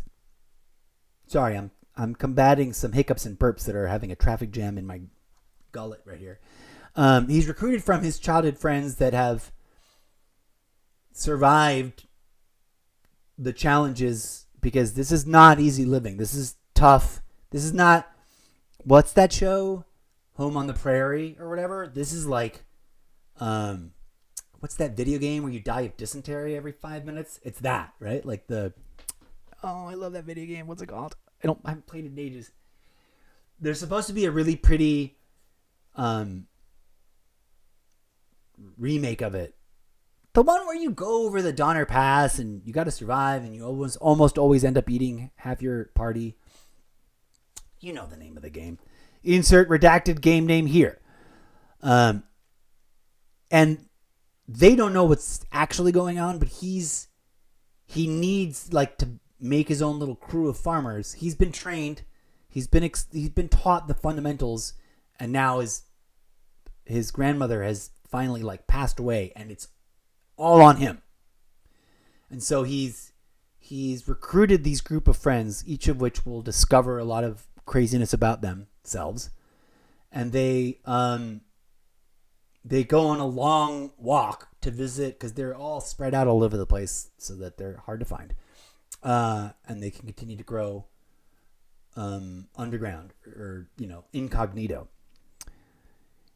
And in this setting, cannabis isn't a recreational drug. It is a entheogenic, spiritual, ritual food. And so there's a lot to explore there. And there's, society is collapsing, and there's villains.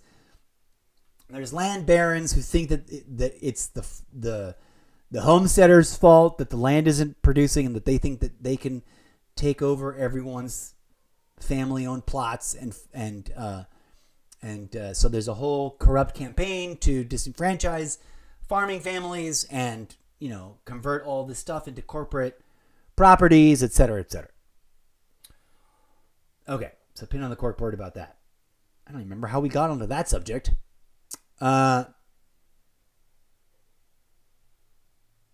Right. Oh, yeah. Let's go. We were originally... Oh, I was thinking about I forget. My brain is scatterbrained all over the place. Let's jump through the Infinity Desktop portal and revisit something. Okay, we'll work on that later. That's another thing. I need to take this widget and actually put it in its own file, because there might already be one, but I don't mind the redundancy. Because I need to do an actual reread and edit on it. And there's certain things that I want to break out into their own sections for where we revisit the theme and expand upon it. So this is sort of the core thing in terms of the universal setting. The big reveal that the incorrigible Mr. Zeppo doesn't know is that even his experience in the prehistory of the humanzi species, he thinks he's lived in reality, in physical reality, stranded on the physical Earth, observing the actual flesh and blood humanzis, all the way up to and through the point in which they decide to build the, what do we call it? The whatever fleet. I've given it a couple names. Armada of planet-eating space colonization meta ships. What he doesn't know is that all of that is a simulation of that history. He's not actually on the real planet Earth. And this may be something I'm deciding in real time. So let's make a clip of this, Eclipse. He wasn't on Earth. He just believes himself to have been living on planet Earth this entire time. And as he realizes, oh my God, these talking chimps want to build planet-destroying spaceships, take their brains out of their bodies and put them in jars, and then send those ships out to colonize other planets. The intention being that once they arrived and harvested enough local resources, they would then be able to 3D print and give birth to the colonizers, right? He's like, that's madness. They can't do that. I've got to figure out a way to help them to realize that that would be the worst possible thing you could do. What he doesn't know, I think I'm sort of determining now for myself live right here in real time, because I have not known the answer to this. What he doesn't know is that maybe, just maybe, it all already happened. And he was never actually there. He's just relived all of that history in the simulation. And he is one of the nanobot technology sentient micro beings that are actually physical architectural components of the ships themselves. So he's sort of an archetypical being that is one of the many nodes of consciousness in the living architecture of these ships. Because one of the things that I'm trying to figure out a way to make sure it actually works. This is one of the reasons why I need to talk about it out loud. If to no one else but myself, hopefully an audience will gather. But the books are all set at the end of time. Sort of like that restaurant in The Hitchhiker's Guide to the Galaxy, where all of this is being viewed through the lens of people not understanding that they are brains in a jar and all their experiences are actually multiple layers of time-dilated virtual simulations. This is where I'm sure people will say, oh, you're just ripping off from The Matrix. I've had this idea since before The Matrix came out, since before The Matrix was announced. I've had this idea since Ronald Reagan was in office. It's obviously changed and evolved a lot, and I am trying my best to honor all the media influences that have been part of the aggregate collection of new ideas that have evolved, have forced me to evolve and change my core original idea. But imagine, if you will, that there is one in the entire universe, one singular remaining living, viable, colonizable planet. Never mind about the question of whether or not it is inhabited or not. It is the last planet that is alive and can support life. And whether or not there are people living on it, it is in its prehistoric Garden of Eden stage. If there are people on it, they have not tried to dominate it and destroy it for profit yet. If there are not people on it, there are animals and birds and things and some creature that will eventually become the primary personhood species of that planet.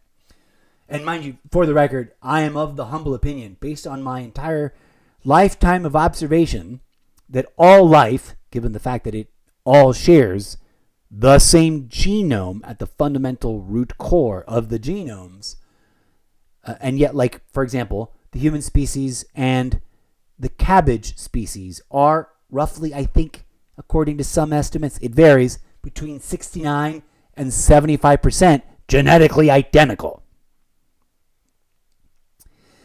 One scientifically accurate, mathematically accurate map of all of life on Earth and their genomes and their relationships to each other create a circle with trees that branch, that converge inwards towards a singularity. I digress. Imagine that there is just one living planet left in the entire cosmos, mind you. In all of physical reality. And that one single planet left was, for whatever reason, overlooked. It's very remote. It's at the center of the universe. It's at the end of the universe. I don't know. It has yet to be identified and discovered and targeted by the humanity planet devouring armada of colonizing ships. But it's just about to be. That's the incorrigible Mr. Zeppo's actual dilemma and calling. Although he must awaken himself from the many layers of delusion, like thinking he's actually living in the physical historical past of planet Earth. Like there's going to be stories set in eras before our own, right? And presumably those are all the actual physical real world history of planet Earth. I dropped something and I can't leave it down there because I'll forget it and then it'll just... There we go. But his real mission is to get all the human brains in jars to realize that they've been lost in a multi-tiered, multi-level, time-dilated series of illusions and simulations nested inside of each other. And that everything they think is real, like everyone has a baseline reality that they think is their reality. Johnny Applewed thinks the world he lives in is the real world, right? What's her name? My leading lady, the infamous redhead who will be in all the books. I can't believe I can't remember her name. Mac. She's got an honorific title because she's in 0 Hour. There is a like stereotypically like buxom, hot superwoman type redhead who is objectified severely. Not because I want to objectify women, but because she's going to go on a journey of liberating herself from all that objectification and standing up to the chauvinism and sexism in her world. But she lives in a very dark reality that is, my sci-fi exploration of where I think if we don't do something, we might end up.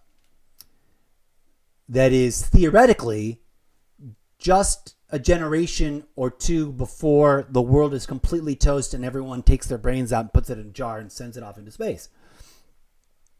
So she thinks she's living in the real world. And that real world is hyper augmented with science and technology and cyberisms and stuff. But she's the head of a international black ops like security task force.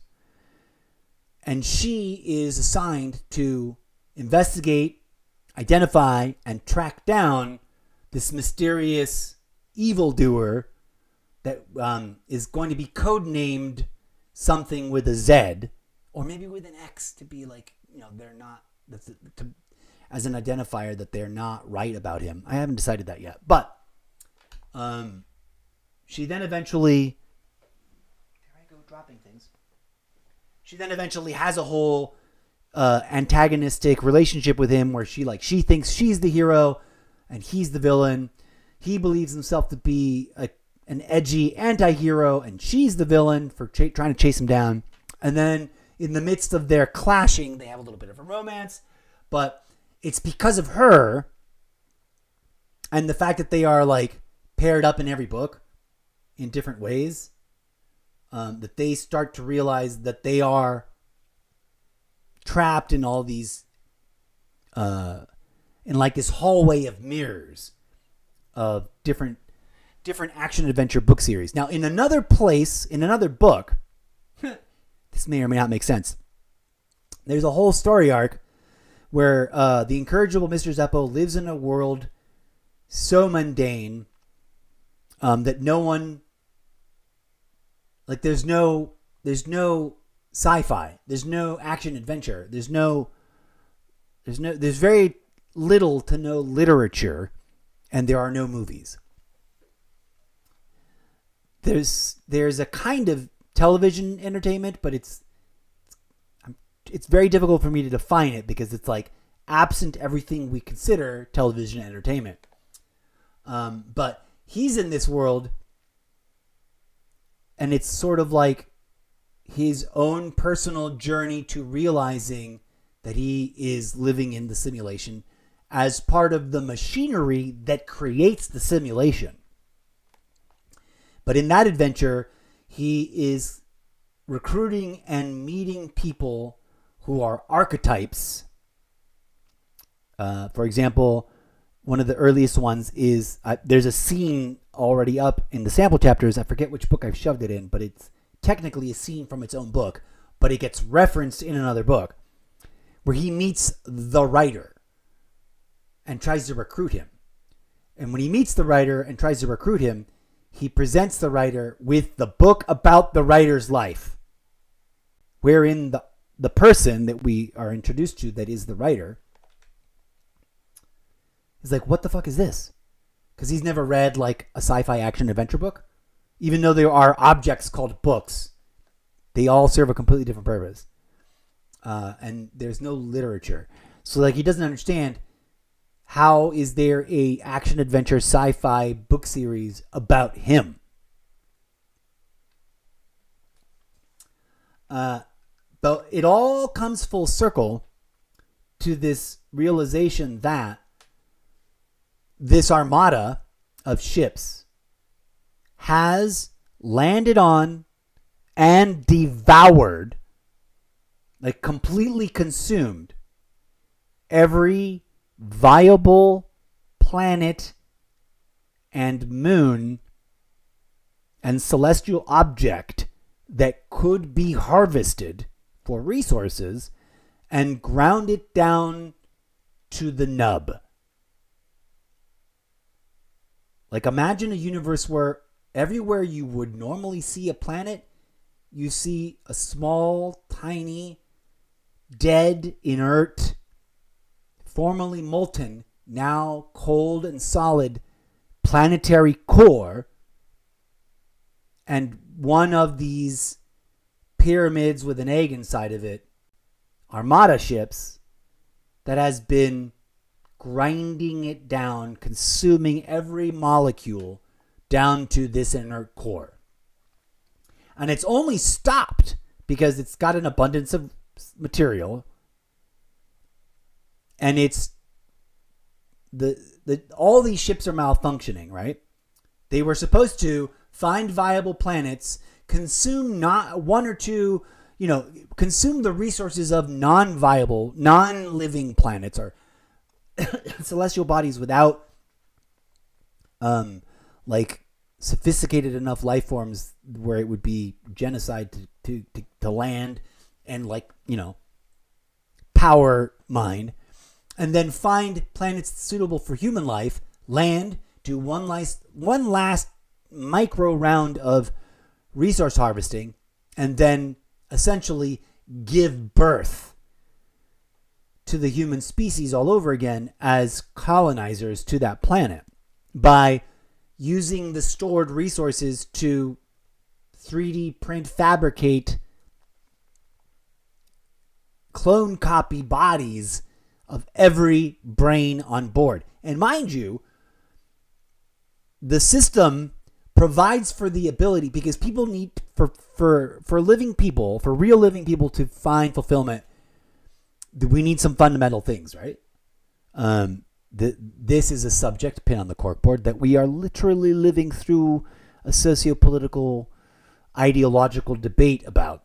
But all human beings have a few fundamental things in common. And these are verifiable, I think, in reality, but also in my book series. They are all genetically interrelated. And there's a bunch of people out there in deep, deep denial about this, but every human being that has ever lived is genetically interrelated with every other human being. The entire species is 99.9 with a million nines % genetically identical to every other human being that has ever lived or ever will live. If that does not blow your mind, then you're not actually applying critical thinking to that fact. Clip that, Eclipse. Okay, so beyond that, some of the fundamental things that I think any rational human being would agree is that most human beings want to grow up, find someone to partner with, and maybe even procreate, and build a life together and either create members of the next generation or abstain from, but carry forward and give to the next generation gifts of understanding, wisdom, or material support. This would be true even if we plucked all our brains out of our skulls, put them in cybernetic living robot ships to take us to other planets. And so to satisfy that biological imperative, in the simulations, people in at the level that they imagine, even though it's not true, to be their baseline physical reality, people meet and pair up and procreate. Some don't create progeny, but others do. Most do, or let's say enough of a majority so that the species feels it is propagating itself. They do and they will. In order to actually facilitate that and not be populating the simulation with NPC fake babies, which would eventually like break the system because everyone would know. The system biologically pairs different brains in their little jars and genetically engineers offspring baby brains in little jars. So when, theoretically, any individual colonizing pyramid with an egg inside of it, spaceship, like a living spaceship, lands on a planet that's supposed to be colonized and supposed to make sure it's got enough surplus material to give birth to all of the people in that ship, the humans that left from Earth, which were like the starting population of any particular ship so that it would be functional and operational, and their progeny. And the core malfunction that has happened system-wide, right? The entire fleet has had and I haven't decided the exact number that I'm going to use, but I want to toy with it being a number close to 420, but maybe I should pick something that's more obviously like emblematic of something bad, like a number really close to the devil's number. Even though I know the factual history about that number, it was in situ in its development when it was invented by the people in the Bible. It was code for the Roman overlord, not the imaginary bad guy in the bad place. And that's a fact. You can look it up if you don't believe me. You've been lied to your whole life about what things mean in the Bible, but that's a whole nother theme we'll get to eventually. The error code, let's just call it error code. I don't know. I like 404. I also like error code like 4. Well, the closer to 420 it gets, the more it should be a good error code. So let's go error code 665 to avoid using the actual number, or 656. There we go. No, 665 is much closer numerically. But anyways, I digress. A system-wide malfunction happens. Like something is just not working. And every ship that identifies, navigates to, lands on, and prepares to colonize, right, a planet, they get stuck in the harvesting resources mode. And they never switch over to giving birth to all the brains in the jars that are stuck in this egg so that they can step outside of the ship finally and live physically real lives on those planets. So instead of colonizing those planets, they've lived the delusional realities within realities where they think they've colonized a new planet and are living new, exciting adventures on it. But it's all a simulation. And instead, at every planet that gets landed on, and all the planetoids and other celestial bodies in between, like these things can eat suns. I've yet to decide whether or not I want them capable of eating black holes, because that would actually destroy the universe, but it's a whole other story. Black holes are imperative to the infrastructure of the actual existing universe in ways that even current science cannot comprehend, because they are directly attached to white holes. And that system is also connected to stars, but that's a whole other thing that human species is not ready for. So instead of deploying the colonizing phase, it just sat there and ate the entire planet down to a nub.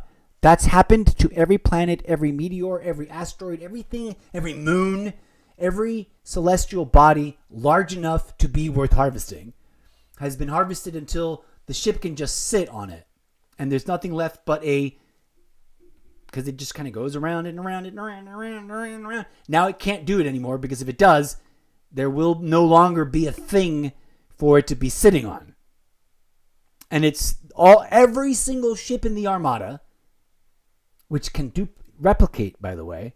At some point during the malfunction, they get to a certain point and they're like, good, although we haven't actually deployed the human beings and colonized, we think we have, and so therefore we should send a portion of the population off to another ship. Let's bifurcate and replicate ships and send them off to find another planet to colonize. So now every single planet in the existing universe, except for this one, which is yet to be discovered by the Armada, is just an inert nub with this colonizer ship on top of it. And it's sitting there in like emergency distractionary mode, like something's wrong and we're running system analytics and we're trying to figure it out, but we don't want to alert the human brains in jars yet. So we're just doubling down on distractionary measures to keep them entertained and keep them busy so that no one has the ability to wake up enough from the simulations to be like, hey, what's going on, ships? Aren't we supposed to be like getting 3D printed and bored into a real world so we can have physical lives? And what's about to happen is that Armada, there is presumably a ship in the Armada that is the last ship to bifurcate and set out looking for another planet to colonize, and is on a trajectory to eventually be able to discover that planet. For plot armor reasons, it's somehow sort of hiding in plain sight and the ships have whizzed past it or whatever, because every other single object in the physical universe consumed. The emergency is, or should be, obvious. If that planet gets consumed, then all life in the universe is over, including human life, because there is no way. These things were not designed to terraform. These things were not designed to build. They were designed to consume resources and then give birth to people.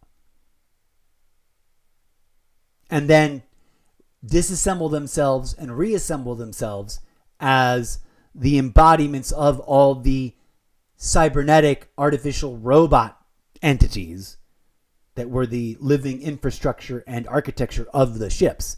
The goal being a human and robotnik synergy where humans and robotniks live side by side on these new planets.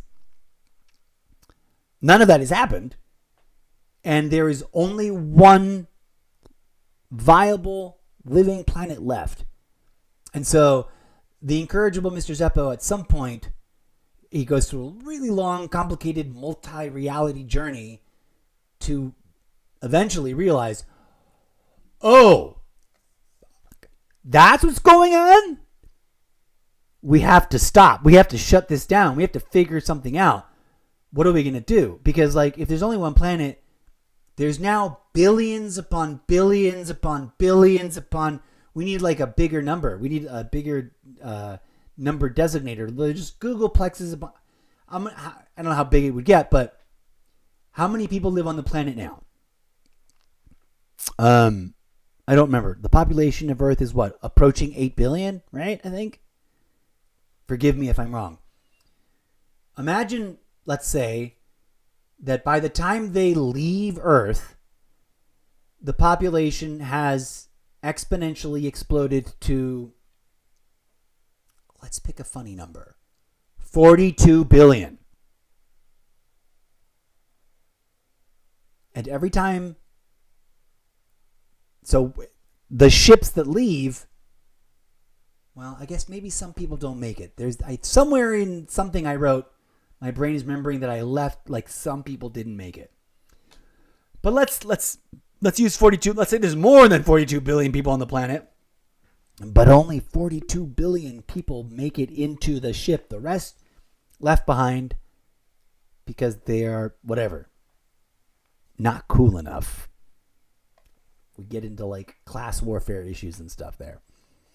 Regardless, those 42 billion colonizers, right? They build one ship and it becomes an armada because that one ship goes to every planet in our solar system, which humans, being humans, since they're like, well, we're not going to go terraforming. We're going to go to planets that are already habitable and just colonize them. So the very first thing that this one ship does is go to the nearest planet over and consume it enough to bifurcate. Now, I haven't decided if it bifurcates into 2 ships or 3 ships or what, but there should be a sort of an exponential increase where at some point it becomes, impossible to control, sort of like tribbles in Star Trek. So you can imagine a universe filled with dead planets having been devoured each by one of these ships. And there's just the one planet left. And it's a race to the point of try to stop the human species from crossing the point of no return, which is one of the armada consuming ships landing on that planet and devouring it. So that maybe, just maybe, the human species can liberate itself, can be born out of this one ship, understand what just happened, and come up with a solution.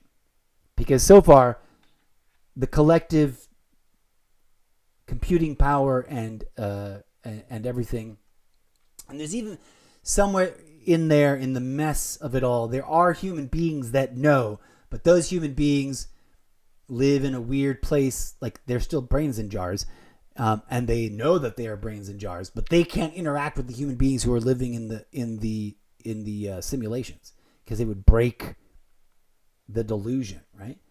I digress. That's where we're at with it. That's where we're starting. That's the starting place of this series. And one of the things I want to do over the course of the next several hours, days, and weeks is refine and perfect Chapter 0, which will be like the first, like the thing that explains all that. At any rate, I need to make myself some tea, and I've been inside my head in the background. I've been debating this entire time. Should I just keep the live stream going at all times in hopes that it will, whenever I take a break or whatever, it will lure in new people? Or should I stop and do my traditional breaks and come back? I think I'm going to stop because it'll give me time to reset and think about what I'm actually going to talk about next. And making tea takes just long enough that I don't want to just leave the live stream spinning in circles. All right, friends. Thank you for joining me for that. This has been the official launch. Everything else before this has been a soft run, a dress rehearsal, experimental, exploratory preparation to launch this segment. This is officially now a thing. We're going to do at least one episode like this a week, maybe more, where we sit and really discuss, debate, and explore certain facets of what goes into these book series, and then actually start churning out pages. I know we didn't talk to ChatGPT today. I know we didn't actually write anything today, but my voice is feeling like if we don't tap out soon, it's going to go. So I need to stop. I need to give it a break, and I need to drink some tea. I should probably eat some food too. And I've got a long list of irrelevant and none of your business tasks that I got to do that have nothing to do with any of these projects, because I've got a big family visit thing happening next month. And so I want to make sure that I'm not straggling at the very last minute to get all those things done. So I invite you to stay tuned and make sure you come on by to check out future episodes of the Zeppoverse World Building Wednesdays Writing Workshop, or whatever the title is, and of course the usual gaming action that we will be engaging in. Every time that we're playing a video game, remember, I'm going to evoke the setting of that video game as a reality that people think is their actual lived reality. So from Just Cause to Far Cry to Assassin's Creed to Deus Ex, Mankind Divided to Tropico 5 to Fortnite to Call of Duty to everything in between, at some point or another, I want to create a sequence or a short story or a little parable, some sort of really weird fan fiction thing that will be these book series are going to be more mosaic than I think most people are ready for. But go read the sample chapters on Wattpad. You'll get a taste of what I'm talking about. And more importantly, if this appeals to you, if you are an avid reader, if you are into sci-fi, if you are into action adventure, if you are into new, original, experimental works of literature, then you want to be a character in it. You want to be one of the readers, commenting, asking questions, dropping critique, and even trolling. Haters are welcome. Your engagement helps more than it hurts. So come on by. Visit solo.to/Mr. Zeppo and check out that Wattpad link.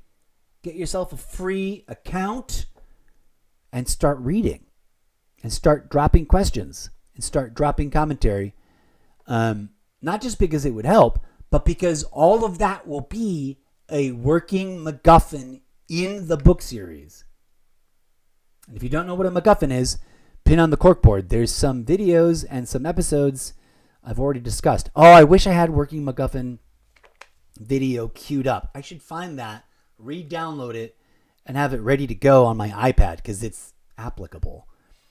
I'm not going to go looking for it now. I made a cute explainer video of what a MacGuffin is a long time ago. I think it's cute because it's in a robot voice, not my own. Okay. Thanks again. Your viewership is deeply appreciated. Go be good human beings out there in the real world. And yeah, if this is not quite up your alley, but you think you know someone that would be down, let them know. Point them in my direction, please, and thank you. And real quick, before we go, I almost forgot. Sorry. It's a smack around the microphone. Let's do one last look at stuff. Another reason I like to take breaks and reboot is when when I'm not getting sidetracked by other things, it gives me the opportunity to A, get up, stretch, walk around, and be productive in other areas of my home life. And also makes it so that my content is, I think, approachable to people who find a 4-hour or 6-hour live stream recording intimidating, or like, why would they want to watch it, right? And then when I'm feeling really motivated and on fire, my breaks are relatively short, and I create multiple episodes in a day.